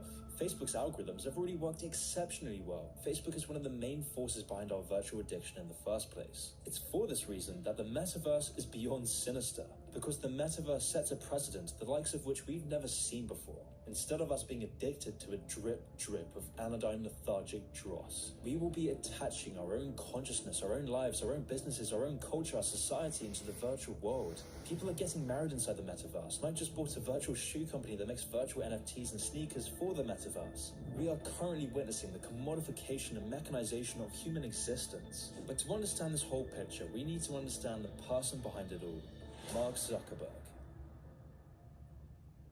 The son of a dentist and psychiatrist, Mark Zuckerberg was born and raised in an affluent suburb of New York, where he would go on to attend Harvard University. For Mark's entire life, he has never lived outside of the elitist culture he was birthed into. Just like almost all of his co-workers, associates, the reporters covering him, or even the congressman pretending to regulate him. Starting from the beginning, Zuckerberg's business ventures have always been rife with controversy and unethical business practices. Zuckerberg started his first web venture in 2003 while attending Harvard. The site was called FaceMash. It compiled photos of Harvard students and allowed users to evaluate their attractiveness. But after Harvard caught on to this, Zuckerberg would begin a new site. Inspired by Harvard students' directory Facebooks, Zuckerberg would go on to create his new online version for students. Instantly, the site gained enormous popularity. Facebooks was live on a handful of college campuses. It was not the market-leading social network or even the first college social network. Other companies had launched sooner and with more features. Facebook only had 150,000 users, and yet that summer they raised their first $500,000 in venture capital. And then less than a year later, they raised an additional $12.7 million. So how was Facebook able to raise so much money when its actual usage was so small? Well, by all accounts, what impressed investors the most was one thing in particular: the raw amount of time Facebook's active users spent on the site. More than half of all users came back to the site every single day. Because from the beginning, the site was built to be extremely addictive, so that once the consumer was addicted, Facebook could steal all their information and data and sell it off to advertisers for a hefty profit. From the beginning, Zuckerberg had always shown contempt for his users. For example, just days into Facebook's launch, Zuckerberg texted a friend bragging about how he had all Facebook users' personal information and offered info about anyone at Harvard. They trust me, Zuckerberg bragged. Dumb f***s. Whilst at the same time, Zuckerberg assured users over the years that they shouldn't be concerned about their privacy. As Facebook continued to grow, several of Zuckerberg's early collaborators accused him of stealing credit and shares in the company. Lawsuits followed and Zuckerberg paid, but none of this would get in the way of Facebook's growth. The company was now close to 2 billion users worldwide, granting Zuckerberg a net worth of over $70 billion. And as is always the case, Zuckerberg, like every other Silicon Valley titan, never gets high on his own supply. Instead, Zuckerberg values his own privacy. He lives in a secluded 750-acre mega mansion in Hawaii, which is secured by a 6-feet surrounding wall. And in his Palo Alto house, Zuckerberg bought 4 adjacent houses at the price of $30 million just to serve as an extra privacy buffer. And when Zuckerberg does go online, his webcam is covered with masking tape. Because Zuckerberg doesn't trust technocrats like himself. But most of the public, or in Zuckerberg's words, the dumb f***s, allow Facebook to gather an ever-growing amount of intimate information about each of its users. Facebook knows the sites you visit, the events you attend, the vehicles you use, because Facebook is attached to so many other sites. It even knows your browsing history, even when you're not using Facebook. Facebook is like a leech that's life force depends on sucking all your information and privacy away from you. By synthesizing this information, Facebook's algorithm can make astonishingly accurate assumptions about your life. It can know your assets even if you've never mentioned a word about money, wealth, or your investments. Facebook's facial recognition software is now so advanced that it can detect users and uploaded photos even if the user hasn't been tagged. Because this is the core of Facebook's exponential growth. This is where the real money and wealth behind Facebook lies. Facebook serves as the ultimate hub for advertisements. Its algorithms work to create the most finely tuned ad pictures in history.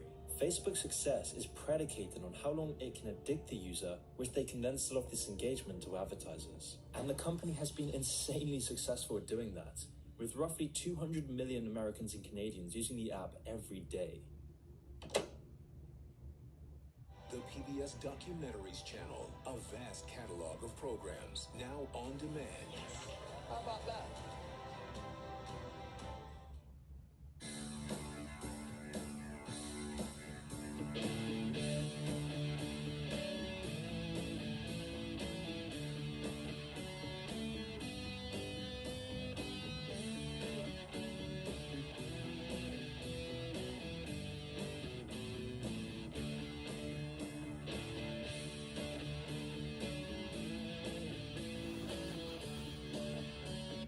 Sean Parker, the first president of Facebook, bluntly admitted that Facebook overrides the free will of its users. When engineers designed Facebook, Parker explained that their point of focus was, quote, "How do we consume as much of your time and conscience as possible?" In his XEO article, Parker admitted that Facebook wasn't just addictive as a virtual drug, but was having similarly wide-reaching effects. Quote, "Facebook literally changes your relationship with society and with each other. God only knows what it's doing to our children's brains." This was a stunning admission, but it received surprisingly little attention at the time, because deep down we all want to ignore this reality. It's just easier to be comfortably numb. The closest analogy I could think of to the addictive power of social media is probably heroin. Heroin gives an illusion of knowing and of control. The heroin addict is analogous to the social media consumer, where what is seen feels real. The virtual world allows the user to blot out the real world and enter into a pleasurable passive numbness. You become absorbed by the dopamine, hooking you to look at the next thing and the next thing. And just like any other addiction, people always overestimate their control over their virtual usage. And most importantly, the damage social media addiction has on the lives of its users and society is what, in my view, defines it as a serious addiction.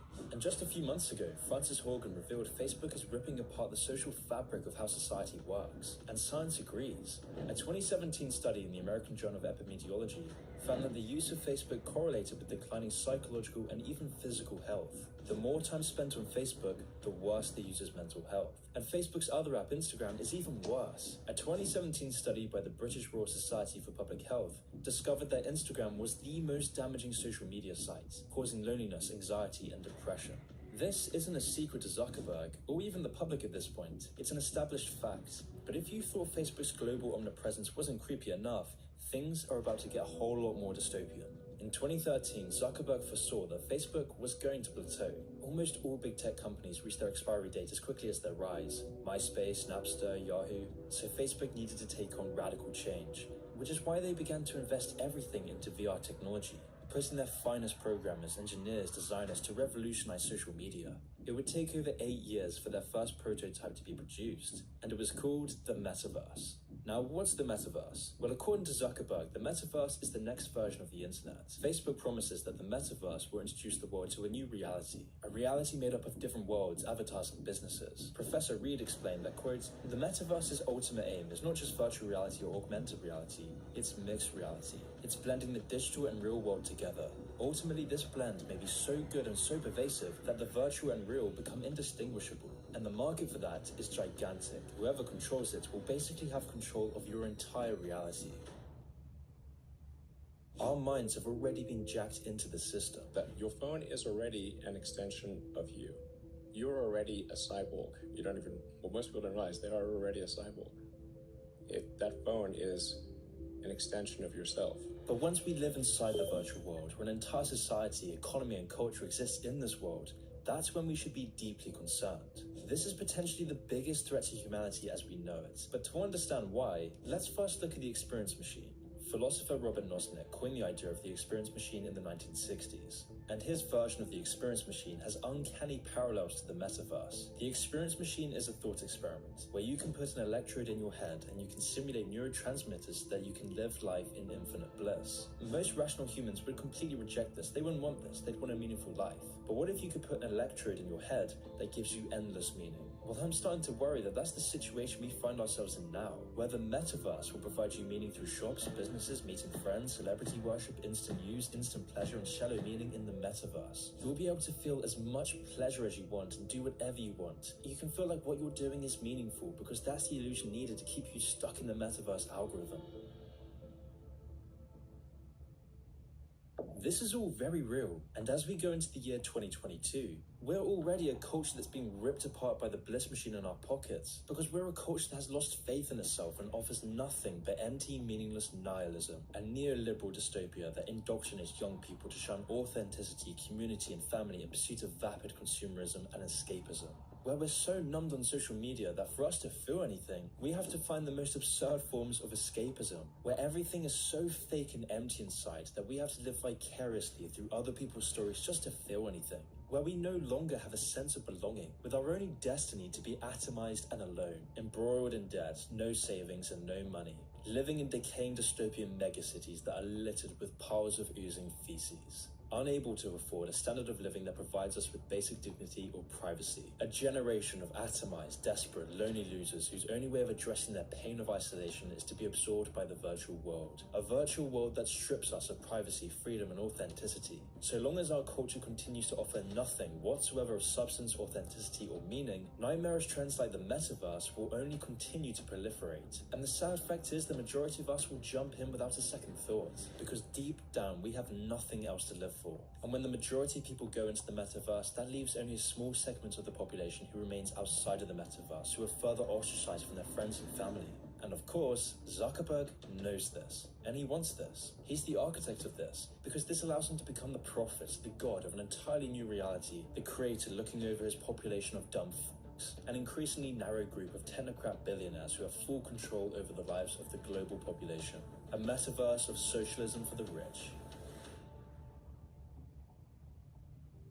This will serve as the catalyst for the greatest transfer of wealth in recorded history, where all our money and assets are artificially owned in a metaverse owned by technocrats, who have full control of the switch, who have full control of the algorithms that show you specially created feeds of dopamine hits that continue to shape how you think, how you feel, how you perceive the world. Algorithms that will control your friends, families, and the stimuli around you, which is a very worrying fact considering Silicon Valley is the biggest threat to the West's freedom of speech. For example, back in 2016, billionaire investor, PayPal co-founder, and Facebook board member Peter Thiel was one of the only Silicon Valley executives who donated to Donald Trump's 2016 campaign. Because of his donations, Thiel lost his seat on the board of Facebook on the grounds that supporting Trump was the equivalent of inciting violence. Ellen Powell, the key architect who turned Reddit into the cesspit it is today, explained, quote, "Giving power to someone whose ascension and behavior strikes fear into so many people is unacceptable. Trump's views, Powell wrote, are more than just political speech fueled by hate and encouraging violence. They make each of us feel unsafe." So if Silicon Valley's billionaire class will publicly shame and cancel their own, what does this mean for the free speech of their consumers? I mean, we've already seen the purging of journalists, commentators, streamers, and even the President of the United States for saying the wrong thing. Just a few years and decades ago, we would never have accepted this excuse that silencing, firing, and cancelling people for their opinions was fine as long as it wasn't the government doing so. But that era has been all too forgotten. So what does this mean for the metaverse, which will have a monopoly on the bulk of information the globe consumes? And most importantly, this poses the question, what kind of society do we want to live in? With HEB Curbside and Delivery, we shop how you shop, so you get exactly what you want. We thump how you thump. We squeeze how you squeeze. We pick and sort and choose from our outstanding meat and produce, just how you would if you were here. But instead, you can be there. We do all the heavy lifting, and it's ready when you want it. HEB Curbside and Delivery. It's never been easier to shop HEB.